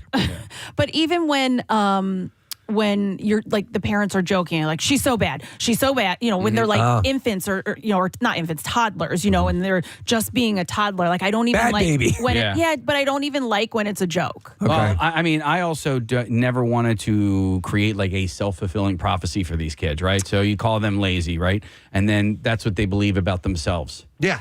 And so even if they aren't doing things around the house because they don't wanna, I tried not to use Do you ever word. say, that ain't you? Yeah, I say you're better than You're that. better than that. Yeah. That ain't you. You're better than that. Language expert Sylvia Johnson points out that the words we use regularly can influence the way we see ourselves, others, and the world around us as well. She said, when we direct towards others, negative language can harm relationships, lower self-esteem, and lead to a dispirited perspective toward life. So, yeah, you have to be careful. That stuff, it impacts. And if you think about the times where you have been called names like that. I bet you Charles Manson was called naughty a lot. Probably. Yeah. Naughty boy. And he probably was naughty. Yeah, one day. Naughty. All right. Naughty. Let's see what else from the Just Saying Institute we have here. How about this? Allowing your dog to sleep in your bed can negatively impact the quality of your sleep. I'm sorry, I'm going back to sleep quality again. Maybe here, that's but, why I'm having such issues. And your dog sleep with you? Seriously. Oh, yeah. Yep. Both of them? Well, Reggie will come in and he'll lay across me for a little while. And Fozzie's with your mom, right? No. Fozzie's at the foot of my bed. Oh, really? Yeah. Yeah, I thought Fozzie she was in the basement. would have to kind of become your mom's dog. She was cooking for her. No, sometimes we'll go down there, but no, he wherever Reggie is, that's where Fozzie goes. Okay. Gotcha. So, in a study of over 1,500 American adults who completed questionnaires on their sleep habits, half of the participants co-sleep with pets, and those who did had a poorer sleep quality and more insomnia symptoms than those who didn't. I'm going to say that I actually love it. Every night I have, it's Lily, Hubert, these are cats, Lily, Hubert, and occasionally Oscar. Well, Steve, the evidence of negative effects on sleeping with dogs, but no negative effects when sleeping with cats. Oh, I was just going to say, because I also like it. Occasionally, I will let the cats sleep in the bed, but I find myself not getting as good of a sleep because I don't want to like move them or disturb them. So they'll take up half the bed and now I'm crooked. I don't mind disturbing my pets. Yeah. This is my bed. Get the hell off of it. Sorry. Yeah. You know I am why- the master of the house. I feed you. I take care of you. You're going to do me this small favor and let me sleep. I love you to death. We can't speak English. But I'm getting the sentiment. I'll get off. But you know what? Because if I move, they jump down and they're out. So like, I guess I subconsciously want them there. So I think that's why I'm doing it. I have little beds for them in the bedroom that I will, Your guys? There you go. Do they Rock even on. touch Yeah, it? absolutely. What's that? Do they even is it still clean? Because that's Yeah. how the cat beds are in my house. They don't have any cat hair. But my couch is filled with cat hair. Kizzy, our dog, she sleeps on a bed right next to Claire's bed on the floor. So That's good. 93% of the people who participated in the study felt that sleeping with their pet improved their sleep, though. So it all depends on who you are. I find it, with the cats, I find it very comforting. And but I can see where a dog, like especially a larger dog or a kinetic dog might wake you up a lot. And Rook snores. Oh, really? Yeah, one of our dogs. And I'm like, and that way I'm a light sleeper, so I'm always having to nudge him and stuff like that. It's got to be the cutest friggin' thing in the world. It's adorable. All right, here we go. Another one. Research over the last decade has found that lesbians have more orgasms than straight women. I knew it! But questions had remained as to why. And a new study published this month in the Journal of Social Psychology, Psychological and Personality Science found that these differences when it comes to pleasure could be in part due to sexual scripts. We've done a lot of research in this area. Dude. And it's coming to interesting conclusions. Dude, I call unfair. Sexual scripts are what people expect to happen during sex based on what they've seen in movies, television, or even pornography. That's exactly it. Yeah. They have the same equipment. Going back to that Seinfeld line from 30 years ago. Yeah. Like they're dealing with the exact same equipment. Mm-hmm. They know how to touch one another better than men would. It's not fair. Now, even more so, Nick, than that, another advantage they have, and this is a lengthy study, and I read through, and there's a lot of language I can't use here because it's very graphic, but it's scientific. But what it boils down to is a little bit of what you said. They know each other's bodies better, but they do something that even probably gay men don't do. Okay. They talk to each other and they share with each other Vagina.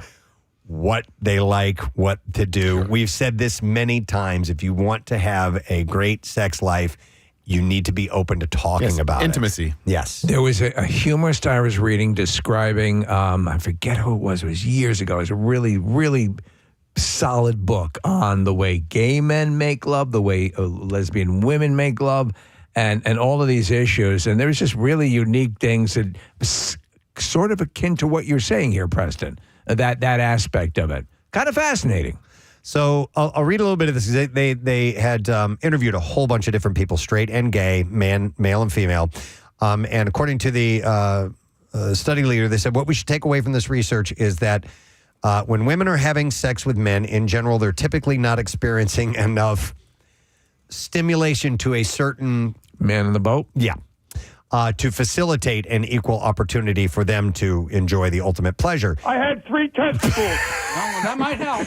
She said that the findings should encourage heterosexual couples to improve communication during sex. Communication? And dissertation? She noted that the study copulation shouldn't lead couples to feel pressure. What? I'm not going to say. The study shouldn't lead couples to feel pressure because other research has shown that such pressure will make orgasms less likely and less enjoyable. Rather, couples, regardless of sexuality and gender, could work to make their sexual encounters more pleasurable in general by including those sex acts that are most likely to result in orgasm for their partner. Harkening back to the other story, how would you get your dog off? Oh, my God. Oh, my God. I don't know. Casey? No, we're good. I thought you were going to share something. Take a rest after that one. I don't, yeah. I yield my time to the senator from Oklahoma. Yeah, but I think that's important. It's definitely important to pass along. So, all right, we got time for a couple more, maybe. One more at least. One more. Okay, I like this one. Bucknell University professor Nick Joel Wade says that the dad bod conveys to women, and this is the why some women find the dad bod an attractive I know why. attribute. Why? So they can get more memberships on their OnlyFans page? No, it's the dad bod conveys to women that a man is good to nest with. You're a good nester. Women attracted to this physique. I love the way you collect twigs and claws. I love how you sit on the couch. Women attracted. You're so lethargic. That's literally what I think. You're motionless. You don't contribute anything. You're perfect. It's like a tub of You pudding. don't make a mess. Just lay there. Just stay on that plastic.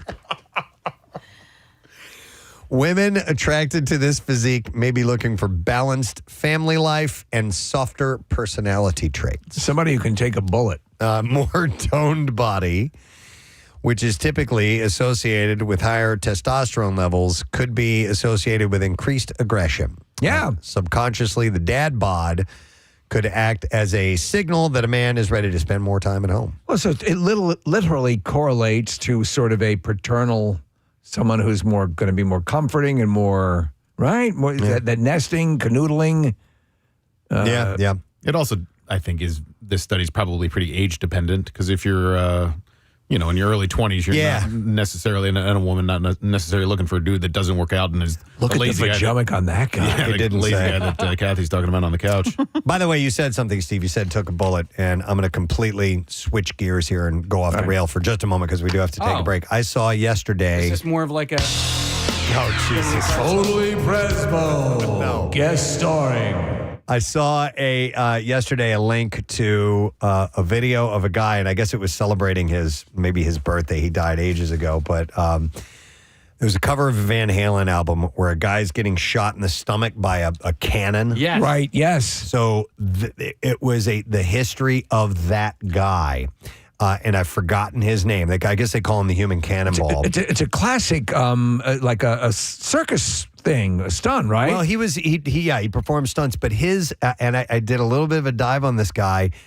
he would have people hit him in the stomach with sledgehammers. Oh my God. He would have rows of people standing, jumping on his stomach, like one after another, after another, after another. His name, here you go. Nick just pulled this up. His name was Frank Cannonball Richards, and apparently he had, for whatever, and he had like a gut on him, but underneath was so much muscle, I guess, that he could stand a cannonball shot to the stomach. And it wouldn't How do even you faze learn him. you can do that? I don't what know. if you're wrong on your initial assumption? We're watching all these Marines jump on his stomach, and it just blew me away. I'd never seen any more. I hadn't seen anything outside of that one picture of him. You know how he getting died? a cannonball in the A stomach. safety pin fell down Shut the shirt. up. No, I knew- wow. it was- you wouldn't even expect Wouldn't that. even expect it. Never. But it's pretty wild. So if you do a search on the man who could take a cannonball to the stomach or Frank Cannonball Richards, it's pretty wild because you see these people lining up with these sledgehammers and hitting him in the stomach with it. I used to take a little pride in being able to take a couple of shots to the stomach. Oh, yeah? I remember being at a party. I didn't really party all that much in high school, but it was like in the summertime. We were at some house in Sea Isle. And I remember I told this guy I might take as hard of a swing as you want, and he did. I mean, he wound up, and it didn't do anything to me, so much so that he was like, I got to do this again. Wow. So, I mean, after a little while, I'm like, okay, you can stop now. But I think Houdini used to do that too, right? Houdini, well, that was the thing, downfall. and they falsely said that led to his dying in that stunt, but he had Chinese water torture. right? But yes, that was one thing he could do. But listen, I wouldn't recommend you try to find out if you can do it. Right. Yeah, probably not a good idea. Going with the sledgehammers today. Hang on a sec. I need to go to the Xfinity mobile guest line real quick. It is Jennifer that's calling in. Hi, Jennifer. Good morning. Good morning, Ed. Good morning to see you. Jennifer, to what do we owe this pleasure of your call? Well, I just won $1,000. She did it. She did it. MMR's Good Money It. And it's going to Jennifer. $1,000. That's fantastic. It's amazing. Jennifer, where are you from? What do you do? I'm from Downingtown, and I'm a court reporter. Ah, wow. Okay, so you stand there and you sit there and do the typing and you're like a stenographer thing, right? I do. I am, yeah. Well, today don't pay attention to whatever's being said because you just won $1,000. Yeah. All right, sounds good. I'll do that. Excellent. Well, we are very happy to give you $1,000. Jennifer, thank you for listening to WMMR. We love you. Thank you. Love you guys. Bye-bye, Jenny. Bye-bye, Jenny. All right, so that is that's another winner right there. Amazing. Next chance is coming up in roughly an hour and 8 minutes, to be more specific. So make sure you're with us. McLaughlin Plumbing, Heating, and Cooling present Good Money It with WMMR. We are wrapping up the Just Saying Institute. We got to say goodbye. Thank you for strolling the campus with us this morning as we find out more of the studies and research that's been taking place. We'll come back in a moment. We have some guests that are going to be joining us. We got a charity event to tell you about. We have Don Jameson joining us. And don't forget, another shot at $1,000. We'll be right back. On 93.3 WMMR. Thank you, Kathy. The Rough Ride 24-hour spin relay is coming up, and it's to benefit a great organization. And here to speak about it, we have some friends that we are welcoming back to the studio. Nick and Rebecca are here this morning. Hi, guys. Hey, man. Thanks for having us. Absolutely. Nice to see you guys again. And you brought a friend along with you. We did. We brought a 4-month-old black lab named Latte, service dog in training. Oh, Service dog in training, a very critical part of the process. Absolutely. Yeah. Does that mean we can't pet her? No, actually, so a big piece of when they're in training Okay. is socializing. Oh, good. So, yeah, so before they've been partnering, just ask who their handler is, make sure it's okay. But Okay. yeah, absolutely. She's all about the attention. Oh, that's excellent. And by the way, so the event does benefit training service dogs or getting service dogs to people, correct? Yeah, it is hosted, and all the money goes to Team Foster. We raise money to provide accredited, life-saving service dogs to injured and disabled veterans. Awesome. We talked about this last time you were here, and obviously it's a wonderful thing. It's the most amazing thing to see someone be liberated in their life by having one of these dogs and the ability to do things they might not have been able to do before. It's such a win-win. The concept's really cool and if you're a spin class kind of person, this is perfect. Explain what's going on. Yeah, so this is an absolutely one-of-a-kind event. I actually Googled it this morning to make sure no copycats in the States. But it's a 24-hour spin event. Concept's really straightforward. Teams register, you're assigned a spin bike, and then it's your team's job to keep that bike going for 24 consecutive hours. Your team can be one person. We've had multiple people that have done it solo. It can be 6 people, it can be 12 people, it can be 30 people. You have people that do that by themselves 24 hours. They will not stop. It's insane. So, well, they'll get off, listen, they'll take breaks to go use the bathroom. Poo-poo and Okay, pee-pee? okay, all right. Because that's using crazy. the clinical terms. Yeah. Though, funny story about that. We had a guy a couple years ago, Army reservist, National Guard guy. He did 24 hours. Midnight, I told him, hey, check in with me if you need anything. Midnight, he sends me a text. He's like, hey, can you come over? I come over and I check on him, and John looks at me. He's like, I really need a Bud Light. It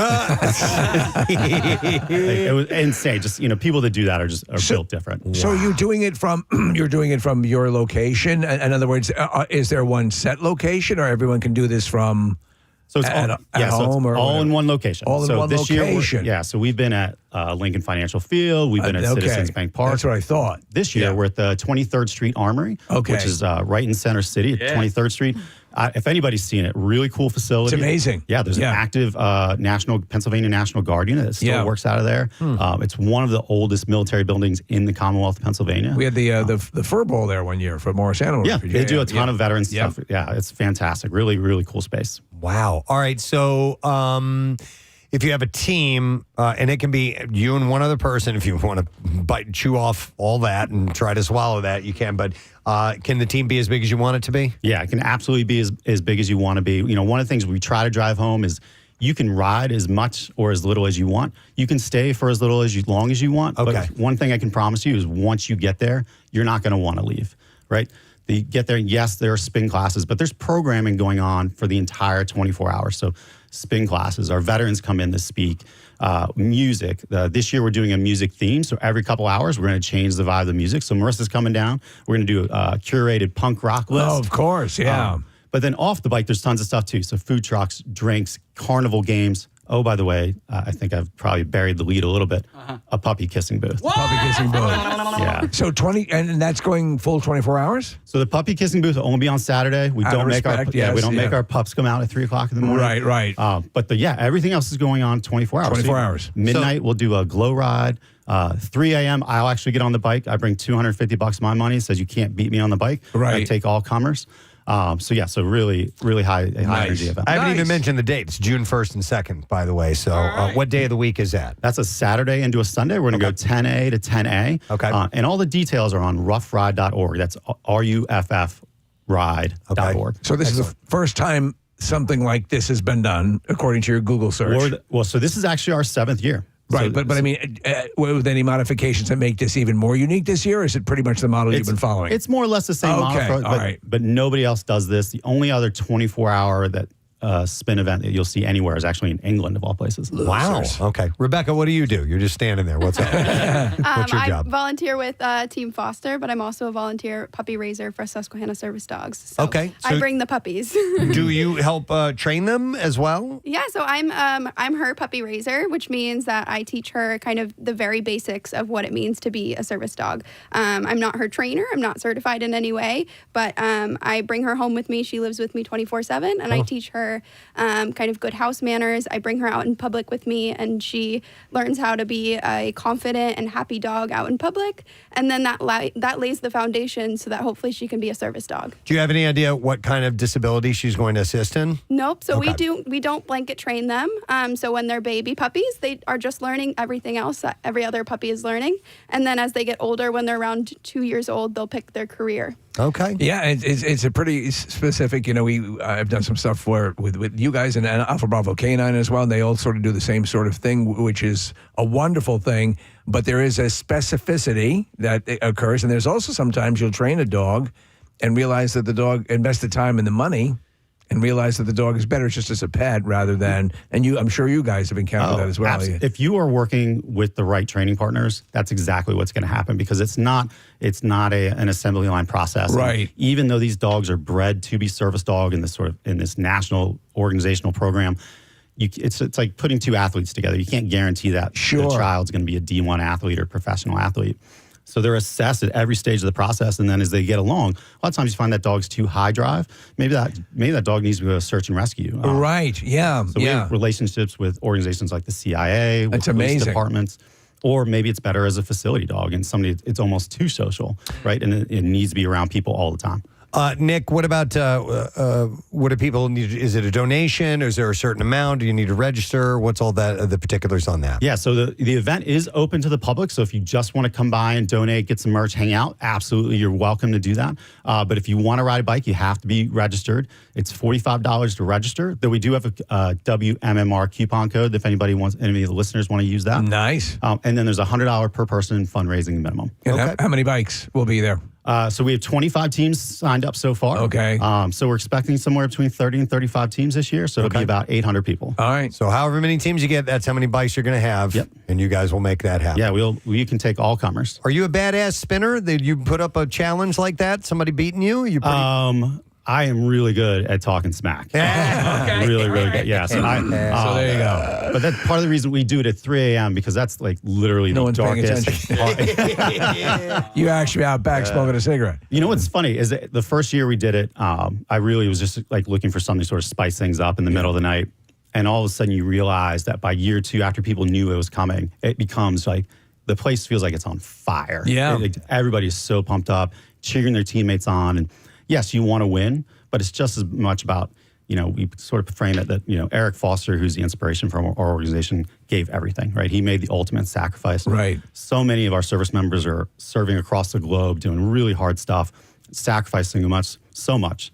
The least we can do is hop on a bike and get after it for 30 minutes. Really, in that context, right, it doesn't even seem like that big. It's very cool. All right, so roughride.org, ruffride.org, or you can go to PrestonandSteve.com. If you visit that regularly, you'll be able to find the information there. It's coming up on June 1st into the 2nd, 10 a.m. to 10 a.m. It's 24 hours. Get your team together, be a part of this, and sign up because it's a great cause. And we wish you guys success as always. 7th year, right? Yes, 7th year. Can I ask one question before we go? Yeah.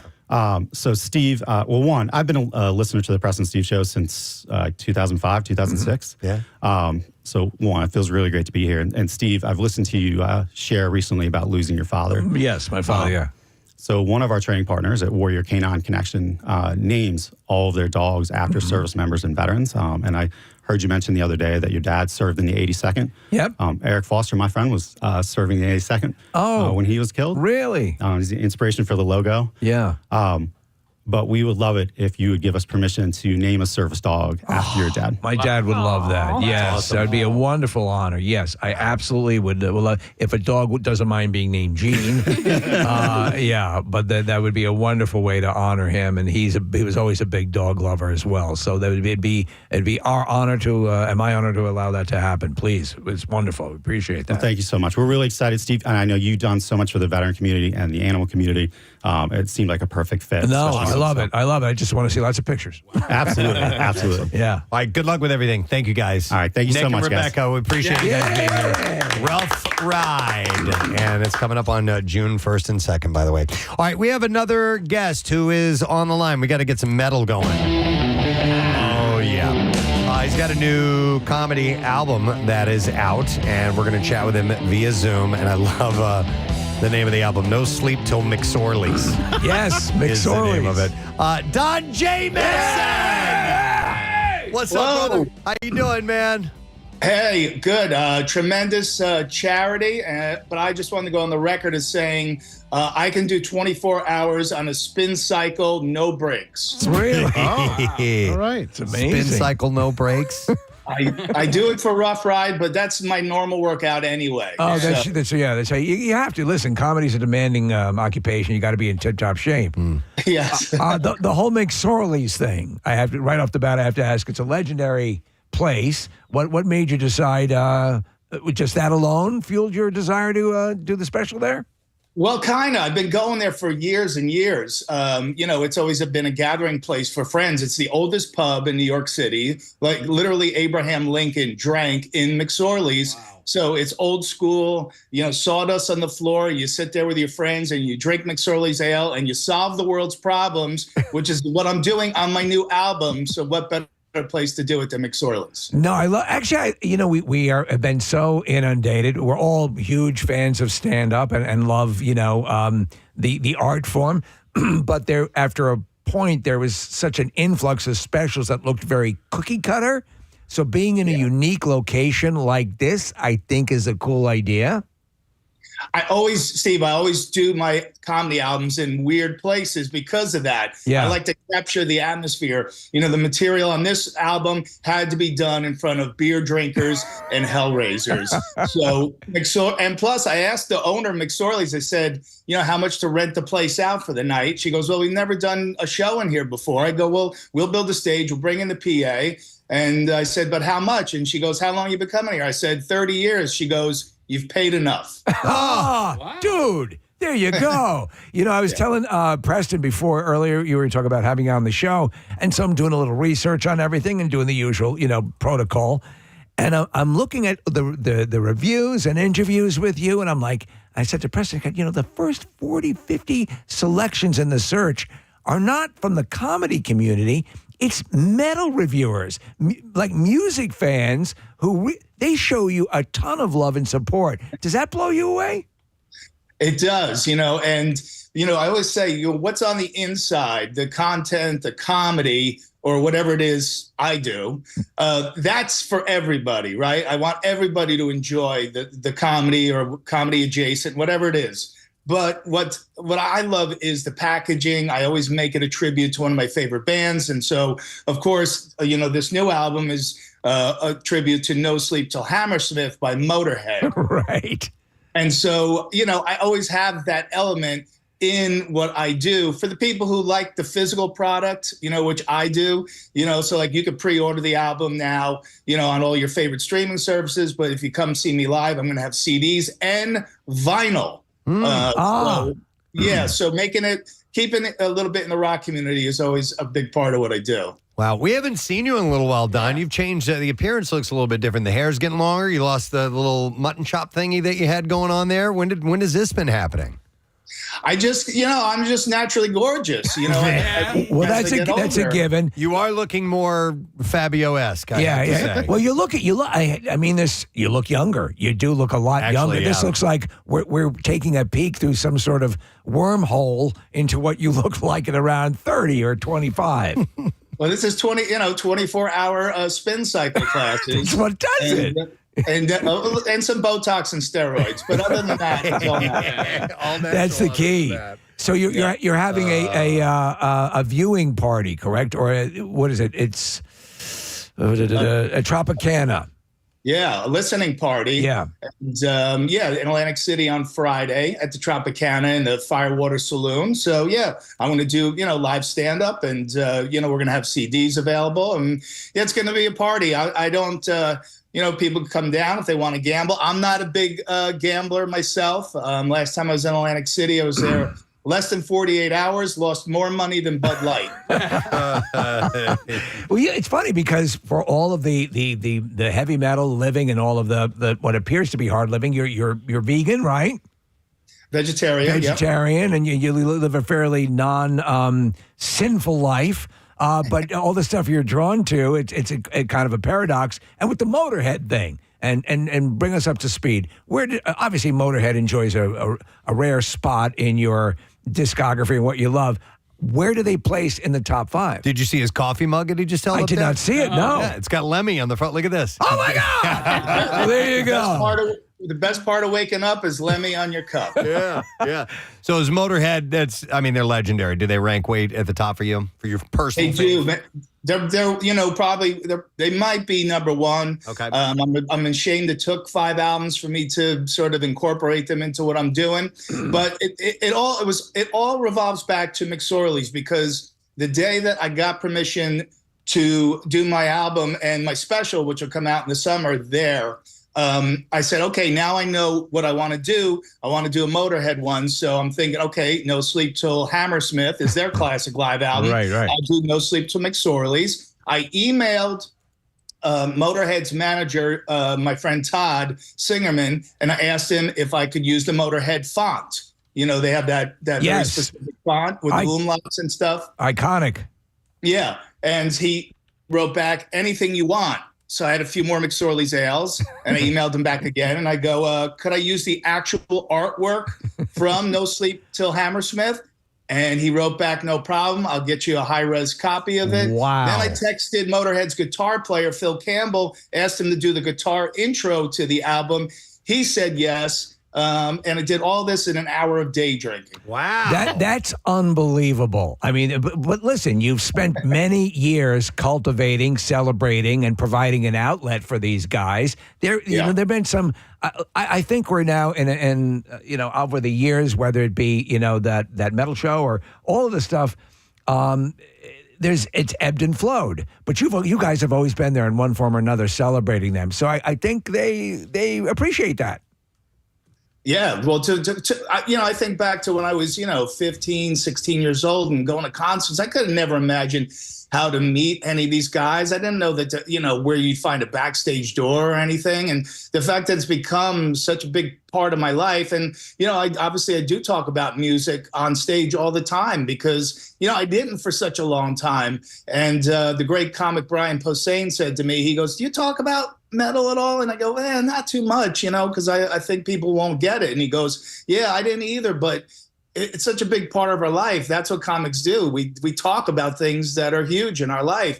And I said, yeah, that makes a lot of sense. So, there's always, on this album, it's no exception. The music is the happy ending of this album. Yeah. So let me ask you, Lemmy I think Lemmy placed number one. Preston, was it that we'd read a list of the what was considered the ugliest rock star of all time? I think so, yeah. Do you believe that's the case, or do you have someone you believe who could surpass Lemmy on that list?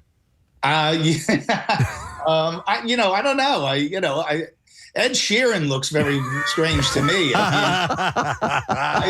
He looks like Prince Harry in a funhouse mirror, doesn't he? You make a solid point that Ed Sheeran could be a contender. Yeah. Nailed it. It just depends on your sensibilities. Oh, my God, that's funny. Wow. I had, speaking of Lemmy, there was a story in Dave's Grohl book that I read not that long ago. He met him and was spending time with him at the Rainbow.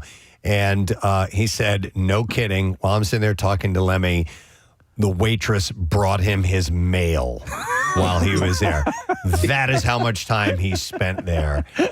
Do you have in all your years interacting with the metal gods, what's one of the most rock star things that you've ever seen happen with one of those iconic people? Wow. Well, probably the things that they wouldn't want me to say.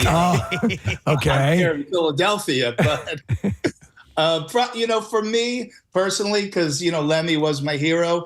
Just sitting, because when he would come to that metal show, I would just try to be very professional, do my job. And, I didn't want him to not like me. That's all I cared about. Right. I didn't care about my name. Just don't not like me. And finally, after about the fourth time, I'm walking by his dressing room and he goes, Don, come in here. Sit down and have a drink. And I had a Jack and Coke with Lemmy for the first time. And, for a guy like me, that's a bucket list thing. Yeah. Everything since then's been gravy. So so let's frame it this way. What is the most and it has the most debaucherous, the most classically backstage tour bus. That's probably what he doesn't want to talk about. Yeah, that you can relay without indicting people. Okay, I'm gonna break. We're working this. I'm going to break the fourth wall for people. Okay. Because, I go, besides doing the comedy clubs and Atlantic City casinos, whatever, I go out and open for rock bands on the road. I jump on the tour bus with them and do that. And it's amazing that, people still to this day, they have to get backstage. They're begging the security, I must get back there. There must be something so great going on back there. I'll do anything to get back there. And then what happens is they get back there and it's five middle-aged guys sitting around looking at their iPhones. Yeah. That's really about what's going on these days. It's not Motley Crue in '88, okay? Yep. It's over then, right? Yeah, because the almost famous kind of perception of they're all by the backstage door and the groupies are doing everything they can to get back there. You're saying that's over. That's gone. Pretty much, yeah. So, yeah. So, but yeah, there's always there's a little bit of fun going on back there. But yeah, mostly it's just five guys just showing up to do their job. And yeah. Don, about it. over the years when you've come by here, you sometimes you'll have little tchotchkes. You bring little gifts with you. You've brought booze before and socks. I remember. I still have your the socks. Yeah. You got any products that you're throwing around these days, or anything you're endorsing?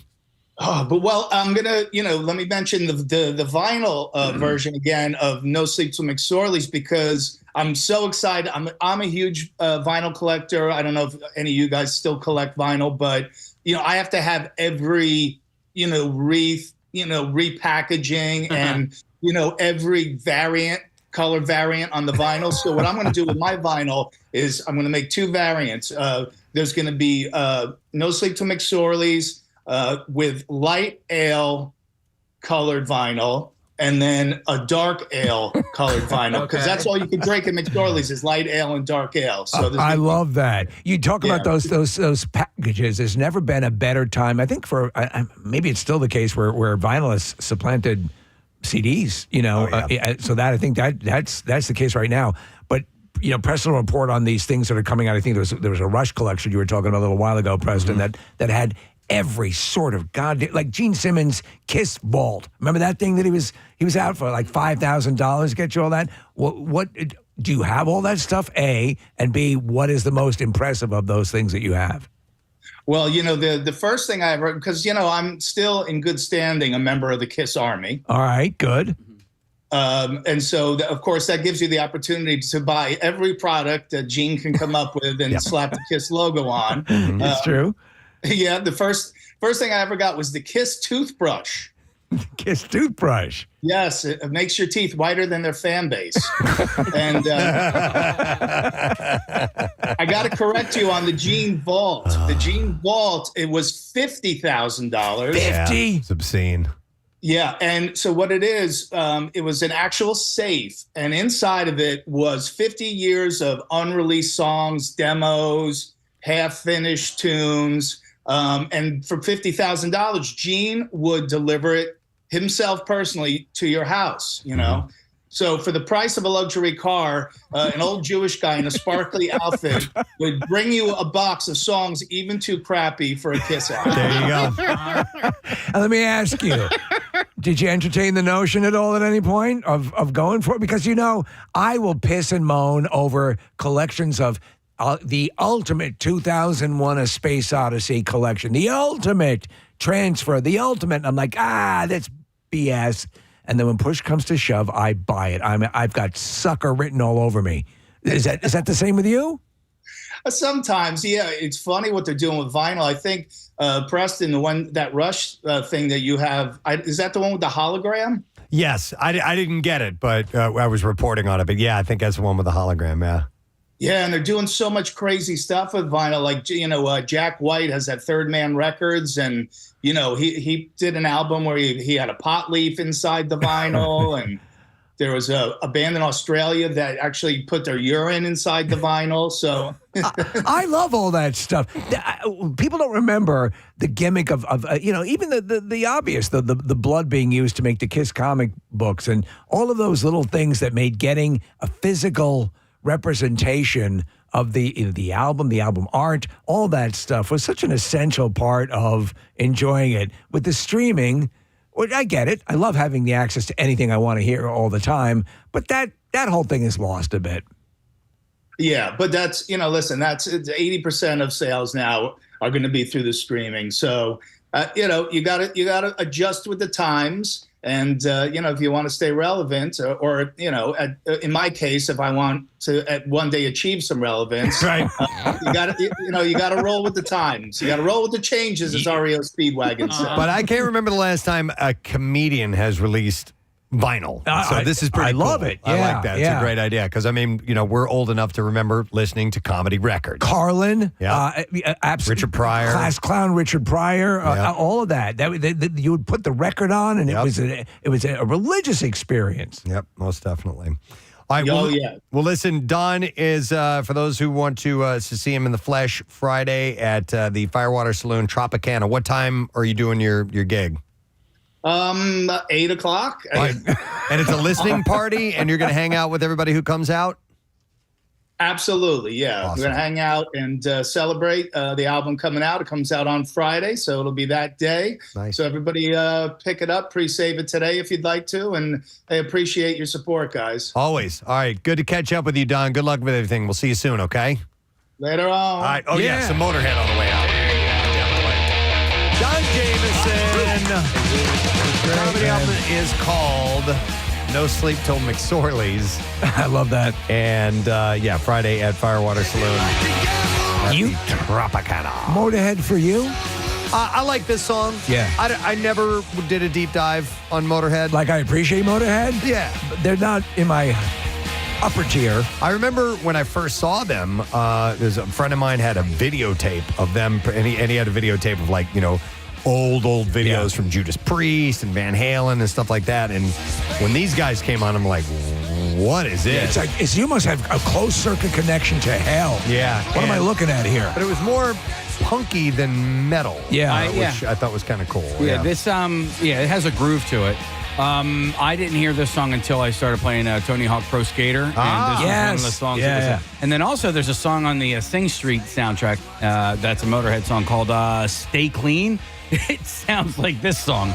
Really? Yeah. On Sing Street? Yeah. Interesting. Yeah, because Sing Street's set in like 80s Dublin, Ireland, and Motorhead is a UK band in the 80s. All right, well, we will take ourselves a quick break. Don't forget, looming ahead is a chance for $1,000. We gave away $1,000 just a little while ago. Let's do it again. The next shot is at 10 a.m. We'll give you the keyword and all that good stuff. So we'll come back. We'll get into some bizarre file stories and see what else we can do.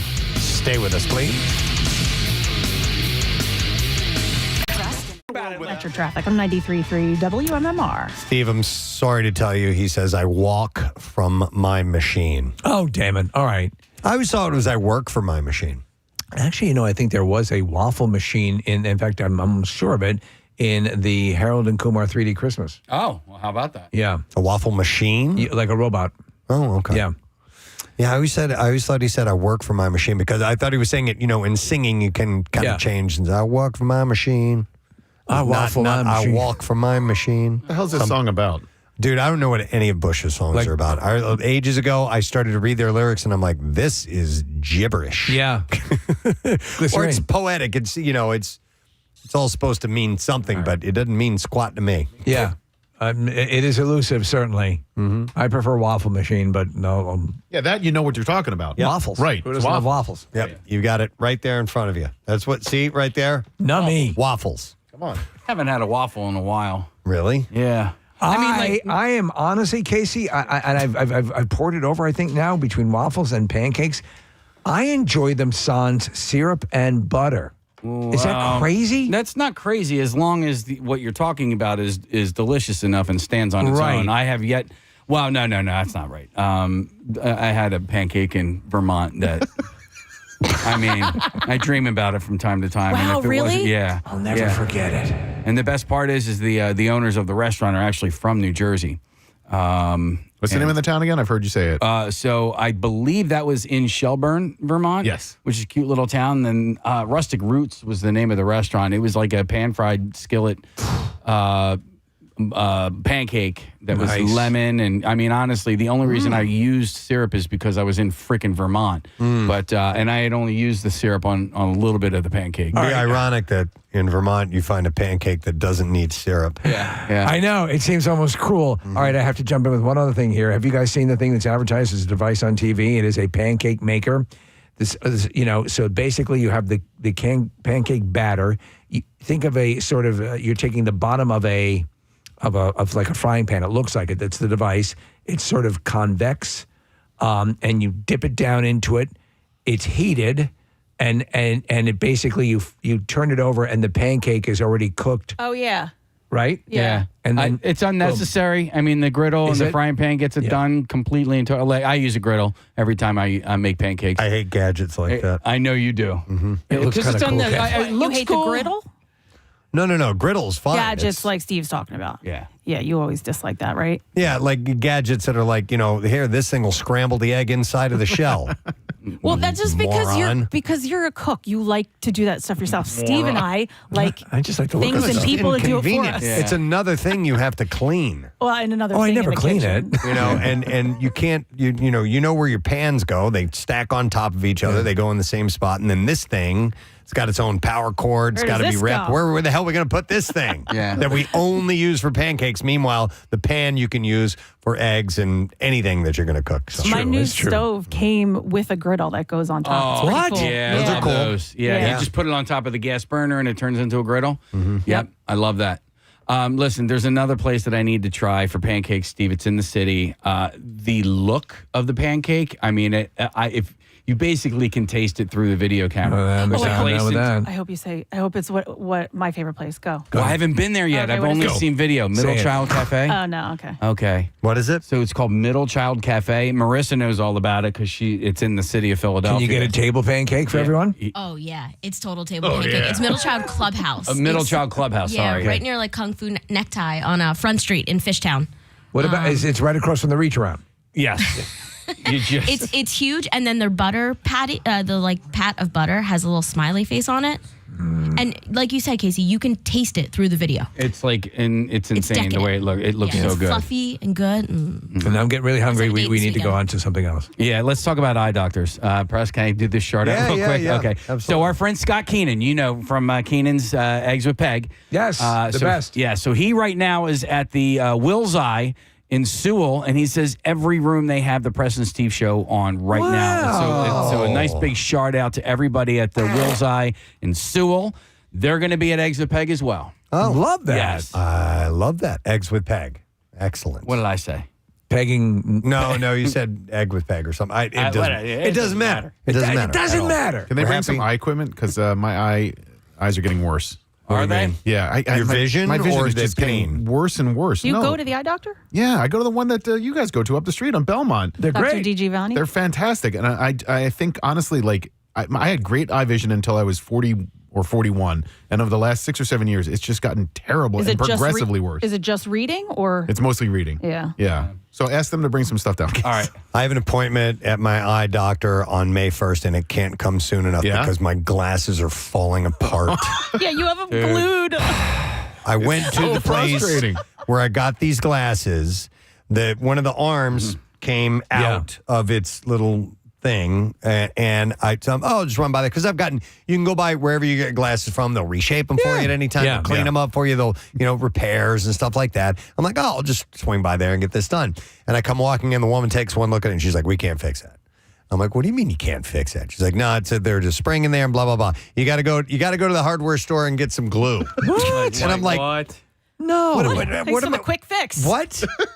She said, make sure you get Loctite because that holds on to metal. That's insane that they wouldn't. And so I did, and I immediately made up my mind, well, I'm not getting my glasses from here anymore. So They should have helped. I went and I said, bitch. And so I went and I got the Loctite, and it worked for the time being.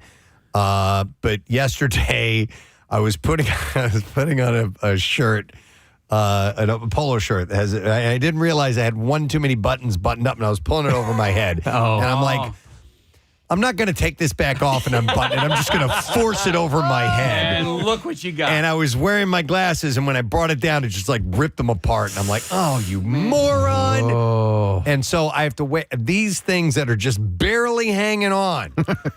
My headphones are the ones that are holding them onto my head right now. I have to hang on until May 1st because that's when my appointment is, and I'll probably get a new prescription and I'll need to get new glasses. So that's why I'm waiting it out. Because you want to see if you need a new prescription. And it sucks because these were going to be my backup pair, you know? No such luck. Dude, glasses are expensive. I have No, go to Zenni Optical. I'm telling you, Zenni optical.com. Where are off the Z for any. It's everything you try on at home. You don't.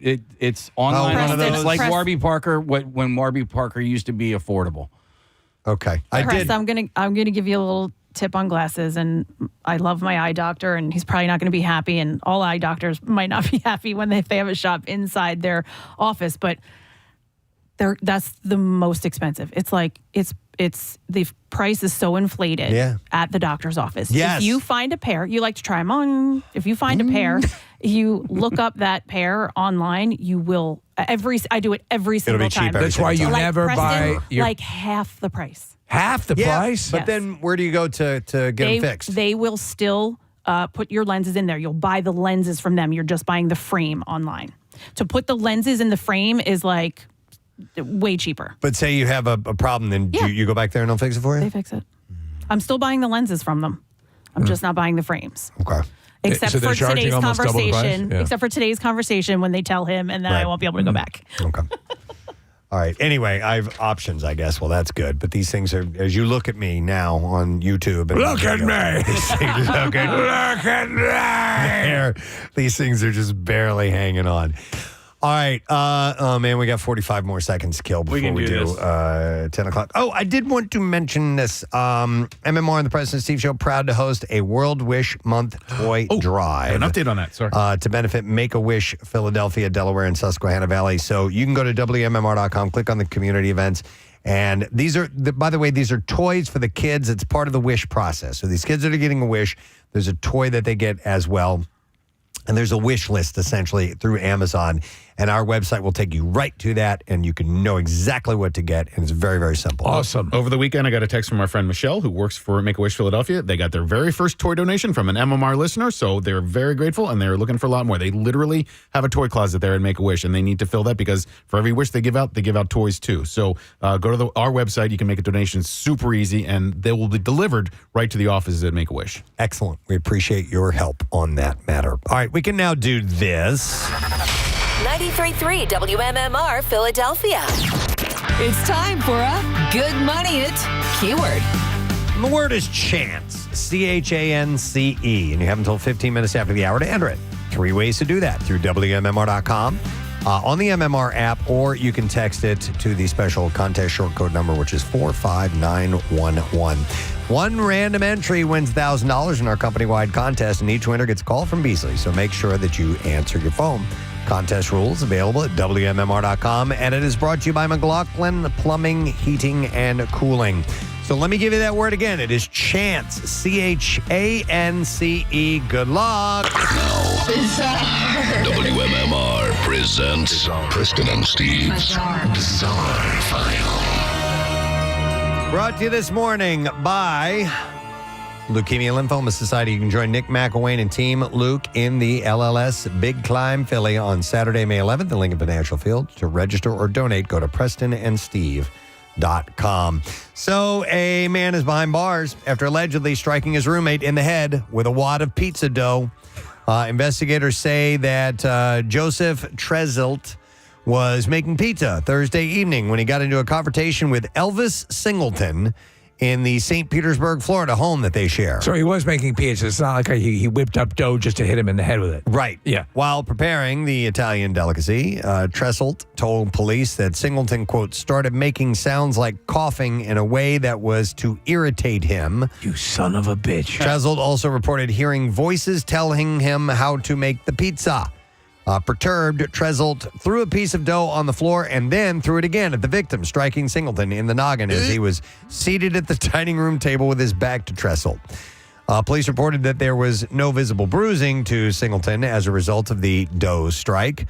Treselt reportedly admitted to tossing the dough because Singleton was, quote, making coughing sounds that he did not like. It's inappropriate to cough while someone's making pizza. He was arrested for misdemeanor battery. He was booked in the county jail. He was also charged with criminal mischief from allegedly breaking a piece of furniture in Singleton's room. What about those voices? Yeah, I don't know what the story is deal with with that, or just sweep that under the rug? A judge ordered Treselt to have no contact with Singleton and barred him from returning to the pair's apartment. Last year, Treselt was busted for allegedly hitting Singleton. And he said at that time... It was a phyllo dough that time. No, he said it was a coughing noise caused him to punch the victim in the face. He doesn't like coughing. He does not like coughing. People coughing, He's apparently. like Bill Weston used to want us to hit the cough button. This is disturbing and horrible, and I don't have too many details, but at least 20 severely decomposed bodies have been found in a boat off the coast of northeastern Brazil. Even they like to go out on a boat. Wow. The boat was found on the coast of Braganca. And 2 investigations have been since opened. Officials said at least 20 bodies have been found in the boat, but due to the decomposition of the remains, it is unknown how many died on the boat. There may be more. So my first thought is maybe they were trying to get into a country and just starve to death. Yeah, they're not thought to be from Brazil, but possibly from the Caribbean. Just think how horrible that had to have been. Local authorities say that there have been no recent reports of missing Brazilians. So, wow.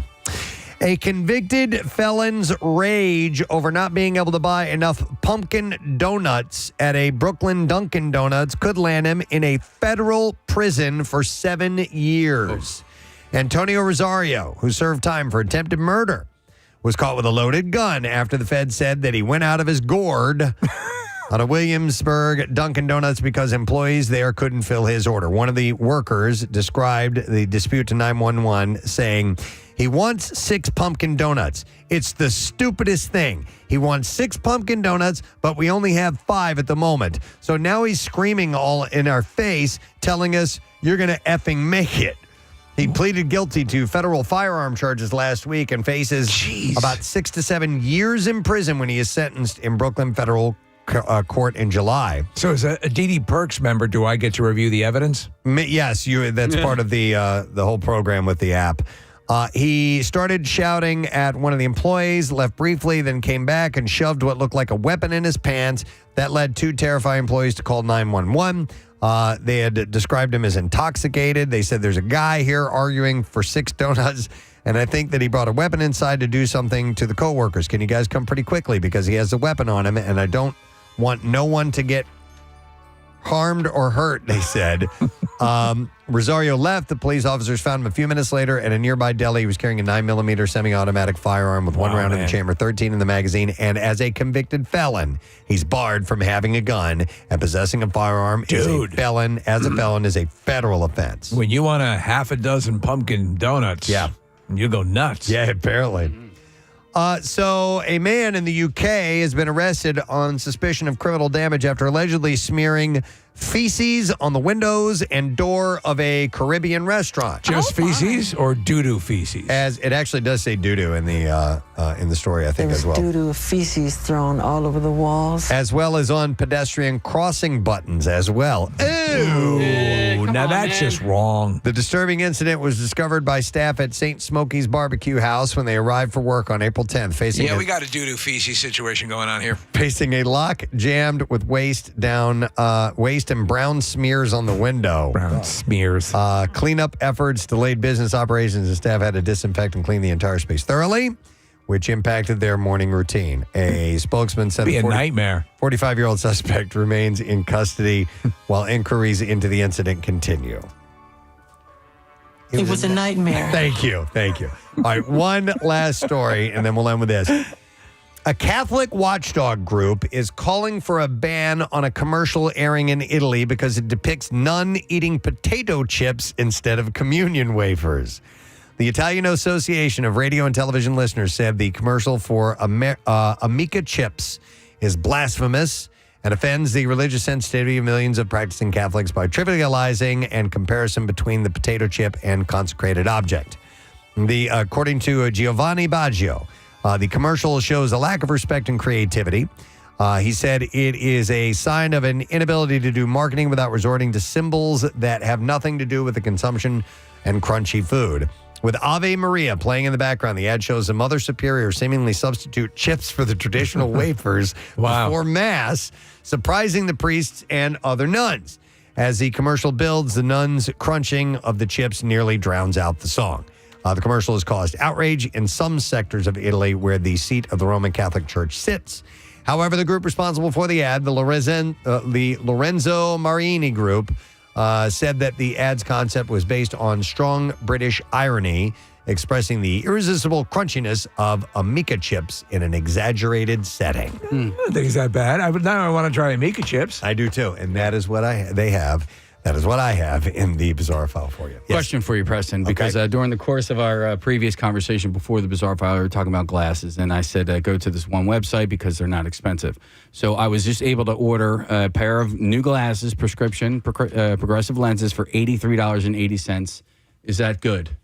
Yeah, I mean, that's inexpensive. Absolutely. That's very inexpensive. Do they put your lens in it? Yeah. So the problem with those is when they put the lens in your glasses, they have to see where the center of your eye is. They have to measure it. So So I've already done that because I bought glasses through them before. And it's just simply as you try them on, you put a credit card or a business card up against your face and you take a picture of it, and they're able to measure the spaces between your eyes as a result. I mean, it's so easy to do it how that accurate way. is that? I know. I wouldn't. I see. These are the glasses that I use every single day of my life, and they're fine. I did one online, and it gave me such a headache. And when I took it into the doctor's office, they said it's because it wasn't aligned. You forgot to remove the credit card. Well, no, but listen, this was years ago. It may be, the technology now may be, right on point. So I don't know. All right.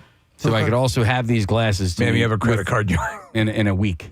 Okay. So, I mean, I was able to. But you need to know what your prescription already is. So if you know what your prescription is, then you just put it in there, and then you're good to go. Yeah, no, I'm going to the doctor. If you don't know what your prescription is, hold a recent electric bill up to your eye. Yes. And they can figure it out from that. Yeah, from that. Now that's impressive.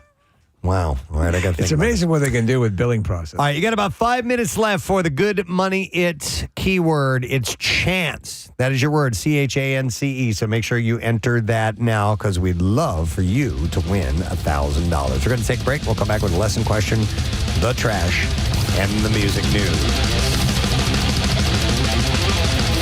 And this is Stones on 93.3, WMMR, Angry. Preston and Steve radio program, about 19 minutes after 10 o'clock. A little cooler today, a little cloudier today.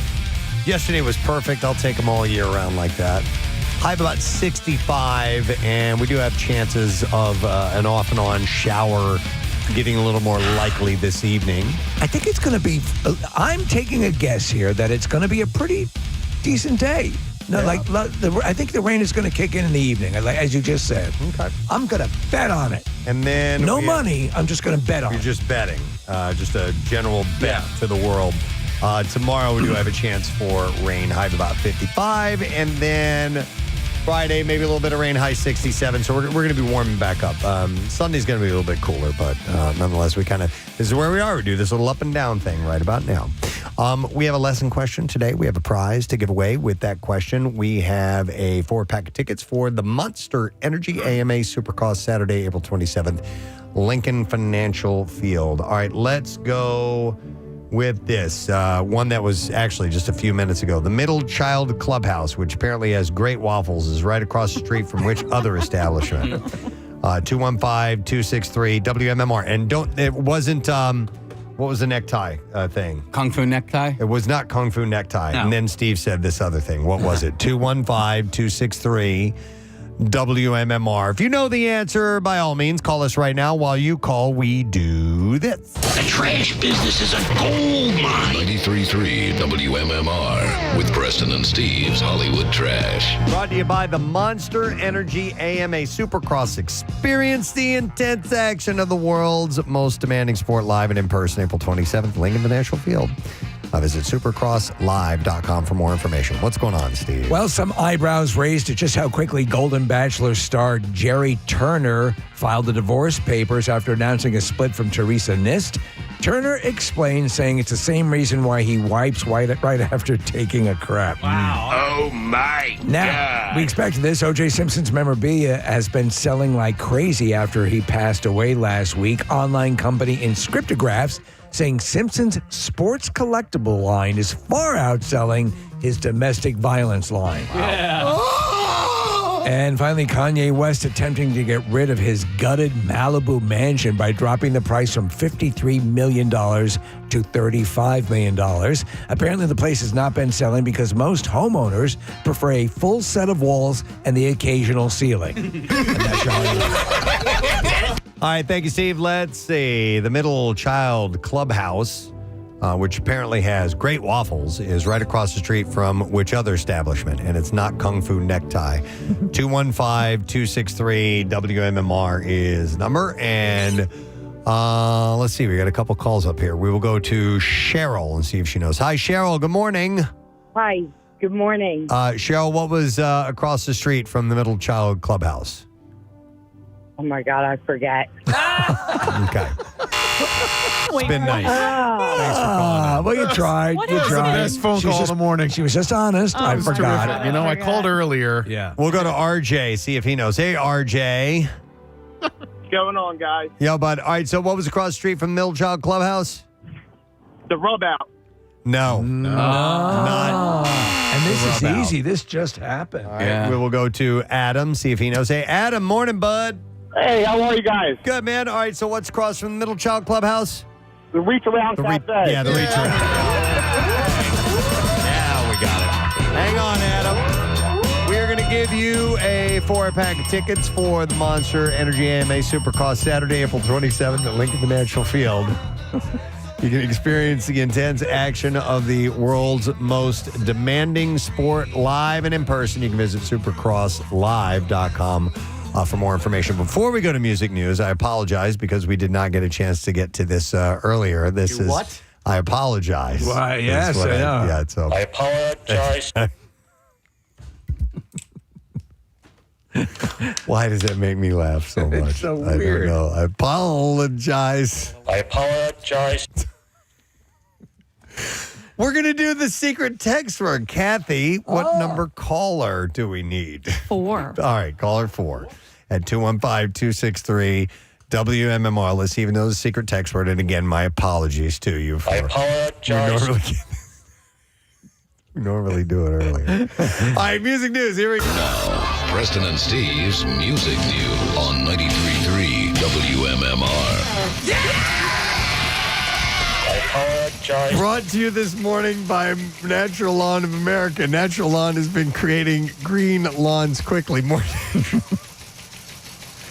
more naturally, and with fewer weeds since 1987. You can get free seeding every year. Call 800. Friggin' guy. Call 800 free seed now. We have breaking news. This just in. Today at noon, Pierre Robert is going to be debuting brand new music from Pearl Jam. Whoa! That's all I have to say about that. Do we know the name of the song? I don't. Chuck does. It's called Wreckage. Wreckage. Nick does. You've heard the whole album, correct? I have, and I heard this song in Chuck's office about a month and a half, 2 months ago, because we got this little sneak peek from the band, which was nice of them to send. And yeah, man, I dig it. I really like the whole new record. I heard it at the listening party on Sunday in a crowded store. I want to hear it again in headphones or in my car. But I got some emails or messages from people who got to go to the event with Pierre last night. And it was a darkened studio. They had these cool visuals going on the screen, a darkened theater, I mean, and they were raving about it. So I want to hear Pierre's impressions, because my experience was in a record store. His was in a theater, listening to it that way. I like that idea of a darkened theater with some visuals. And this, when you used to get, we talked about albums or CDs or whatever, you go home, you shut off the lights and you listen, Yeah. All right, so we'll hear that song today at noon. Get ready for that. Jelly Roll is dealing with some not-so-sweet legal issues. The Grammy-nominated country singer has been sued by a member of the local band of Philadelphia, Jelly Roll, for trademark infringement in a lawsuit filed in federal court. Jelly Roll band member Kurt L. Tichnell, did I say that right? Kyle knows him. Kyle's a friend of him. Is it Tichnell? Yes, Tichnell. I want to make sure I say that right. Claims that his band started using the moniker in 1980, before the Wild Ones singer was even born. They first obtained a trademark in 2010, and it was renewed for another 10 years in 2019.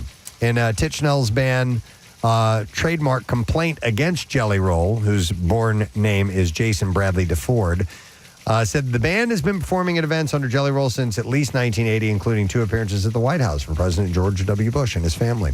The band said prior to the rapper-turned-country singer's rise to fame, a query for the name Jelly Roll on search engines such as Google would bring results back to them. And now Google search results don't get to them until as many as 18 to 20 references. Tichenor claims that in the complaint that Jelly Roll was sent a cease and desist for using the moniker, but ignored this demand, all while knowing that it continues to irreparably harm the band. So he's saying, though, that he's always been called Jelly Roll. Yes. By the way, I'm curious as to when, he was sent the cease and desist. Yes. The country musician has been going by Jelly Roll since childhood, which he told CBS in January stems from a nickname given to him by his mother. He said, to this day, my mother calls me Jelly. If somebody walked in here right now and said Jason, I wouldn't even look up. In addition to making it more difficult for people to search for the Pennsylvania-based wedding band, Tichenor alleges that Jelly Roll's troubled past, the man, which includes a felony conviction and imprisonment, has caused additional harm for possible association and confusion. Jelly Roll was formerly incarcerated for 2 counts of aggravated robbery and possession with intent to sell cocaine. The admitted former drug dealer is now an advocate for drug reform, particularly the fentanyl crisis. Tichenor's complaint argues the band has been especially frustrated as Jelly Roll plans to embark on his nationwide Beautifully Broken tour, which includes a stop in Philadelphia at a venue where the band is, quote, well-known and has performed. So we will see how this whole story goes, and we'll let you know what we find out. The 2024 Rock and Roll Hall of Fame inductees will be announced live this Sunday on American Idol on ABC. What? Ryan Seacrest and Lionel Richie will be making the announcement. It'll be at 8 o'clock Eastern. They've never done that. No. Eligible nominees must have released their first commercial recording at least 25 years before the nomination. And nominees this year include the likes of Mariah Carey, Cher, Ozzy Osbourne, and Sade. The Rock and Roll Hall of Fame induction ceremony is going to take place in Cleveland in the fall. More details set to be announced later. The entire ceremony will be streamed on Disney Plus, and then a special airing will be broadcast on ABC at a later date and be available on Hulu after that. And if they win the fan ballot, it doesn't necessarily get them into the Rock and Roll Hall of Fame. No. Right? Okay, because Dave Matthews Band won it a few years ago, and they're winning this year. Foreigner, Frampton, Ozzy are all up there as well. But I'll be curious to see whether or not the winner gets into the Rock Hall. Yeah.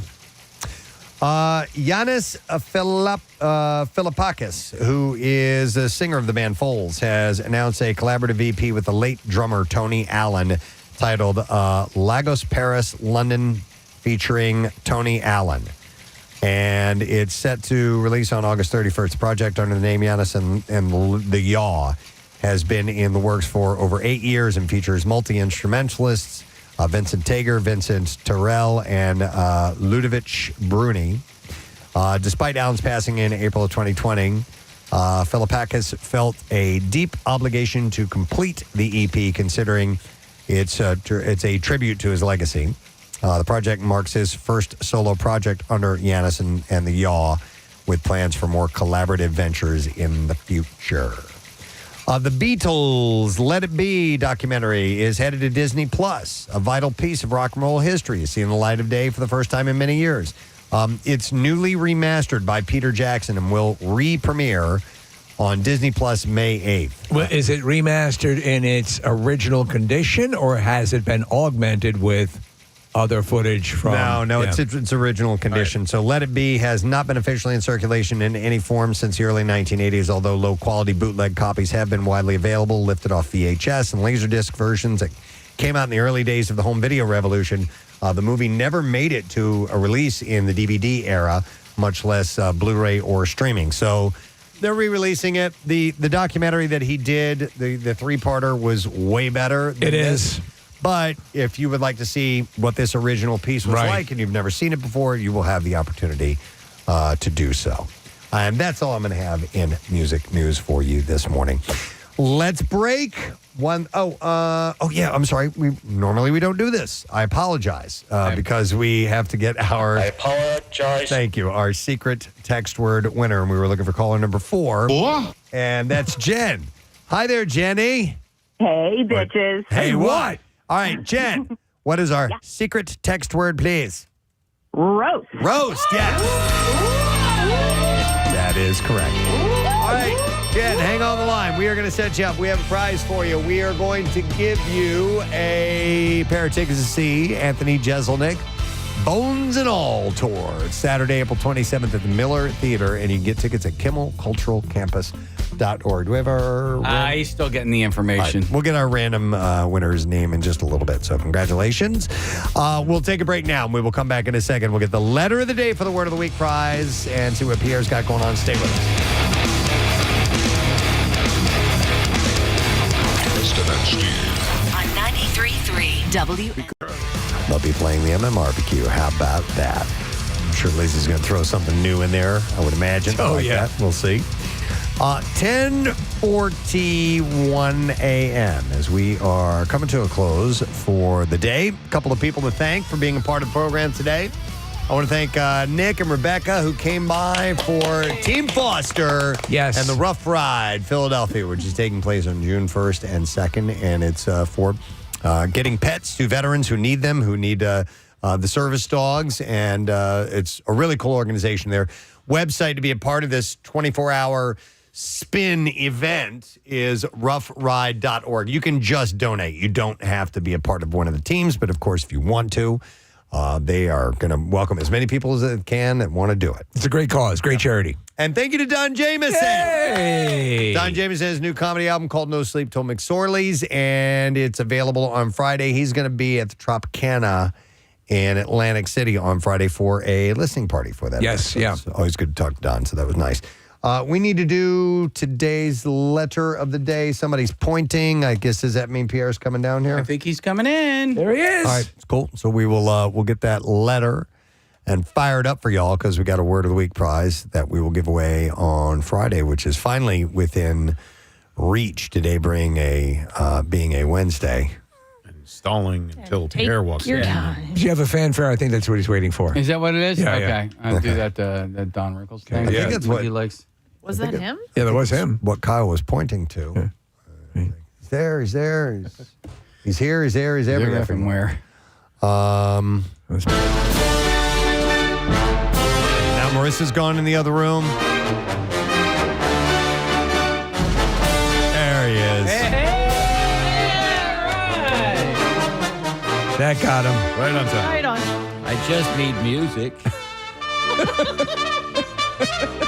If you could only bring me music. We did. We just played the Rickles theme for you. I know, but I need The right music. music every day to summon me like a snake out of the bottle. Out of the bottle. Yeah, it's that old tequila with a snake in the bottle. Oh, yes. Oh, I was thinking of the basket. With yeah. the, Well, there's old that snake too. charmers. Yeah, there's that too. and all I was that. thinking of the genie. Genie in the bottle. I was that too. I'm a snake in a basket and a bottle And a genie in a bottle. In a bottle. I dream of genie. Yes, we all do. Yeah, so there it is. Preston and Steve on 93.3 WMMR. Now, the Daily Letter.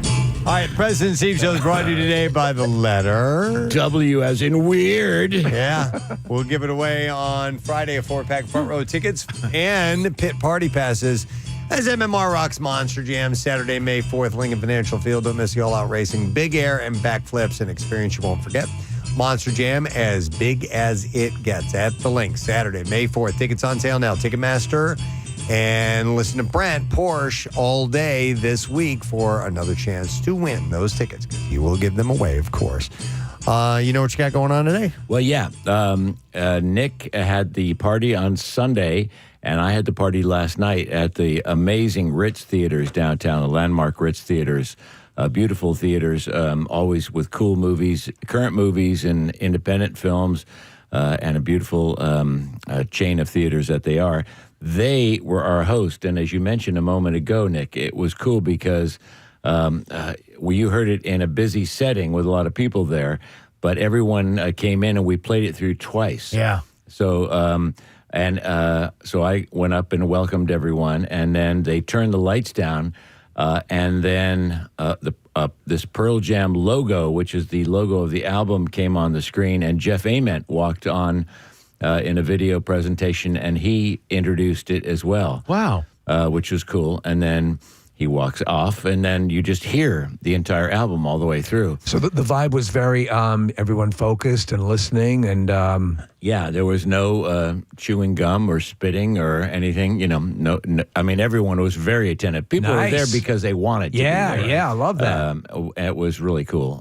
There was one guy who had seen Pearl Jam 88 times. Wow. This other woman who I interviewed who had seen them 151 times.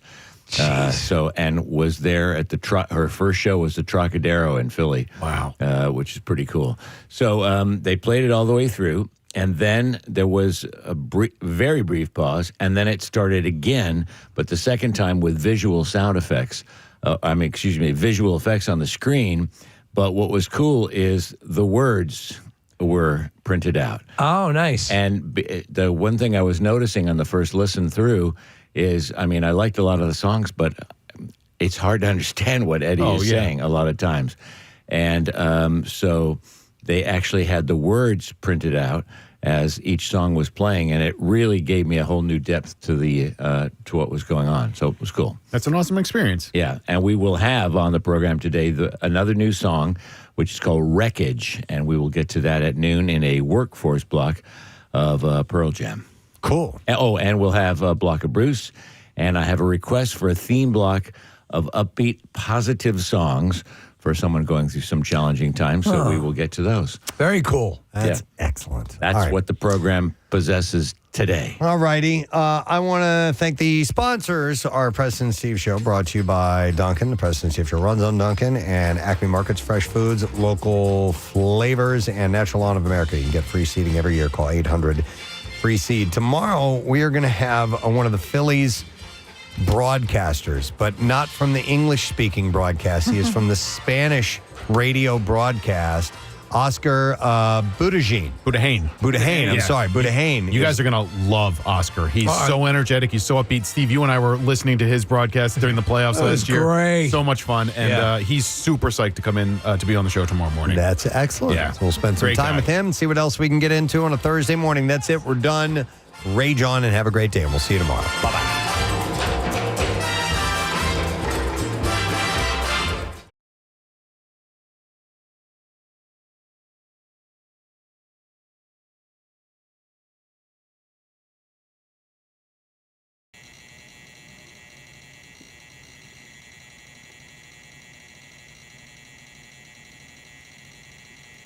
Mm-hmm.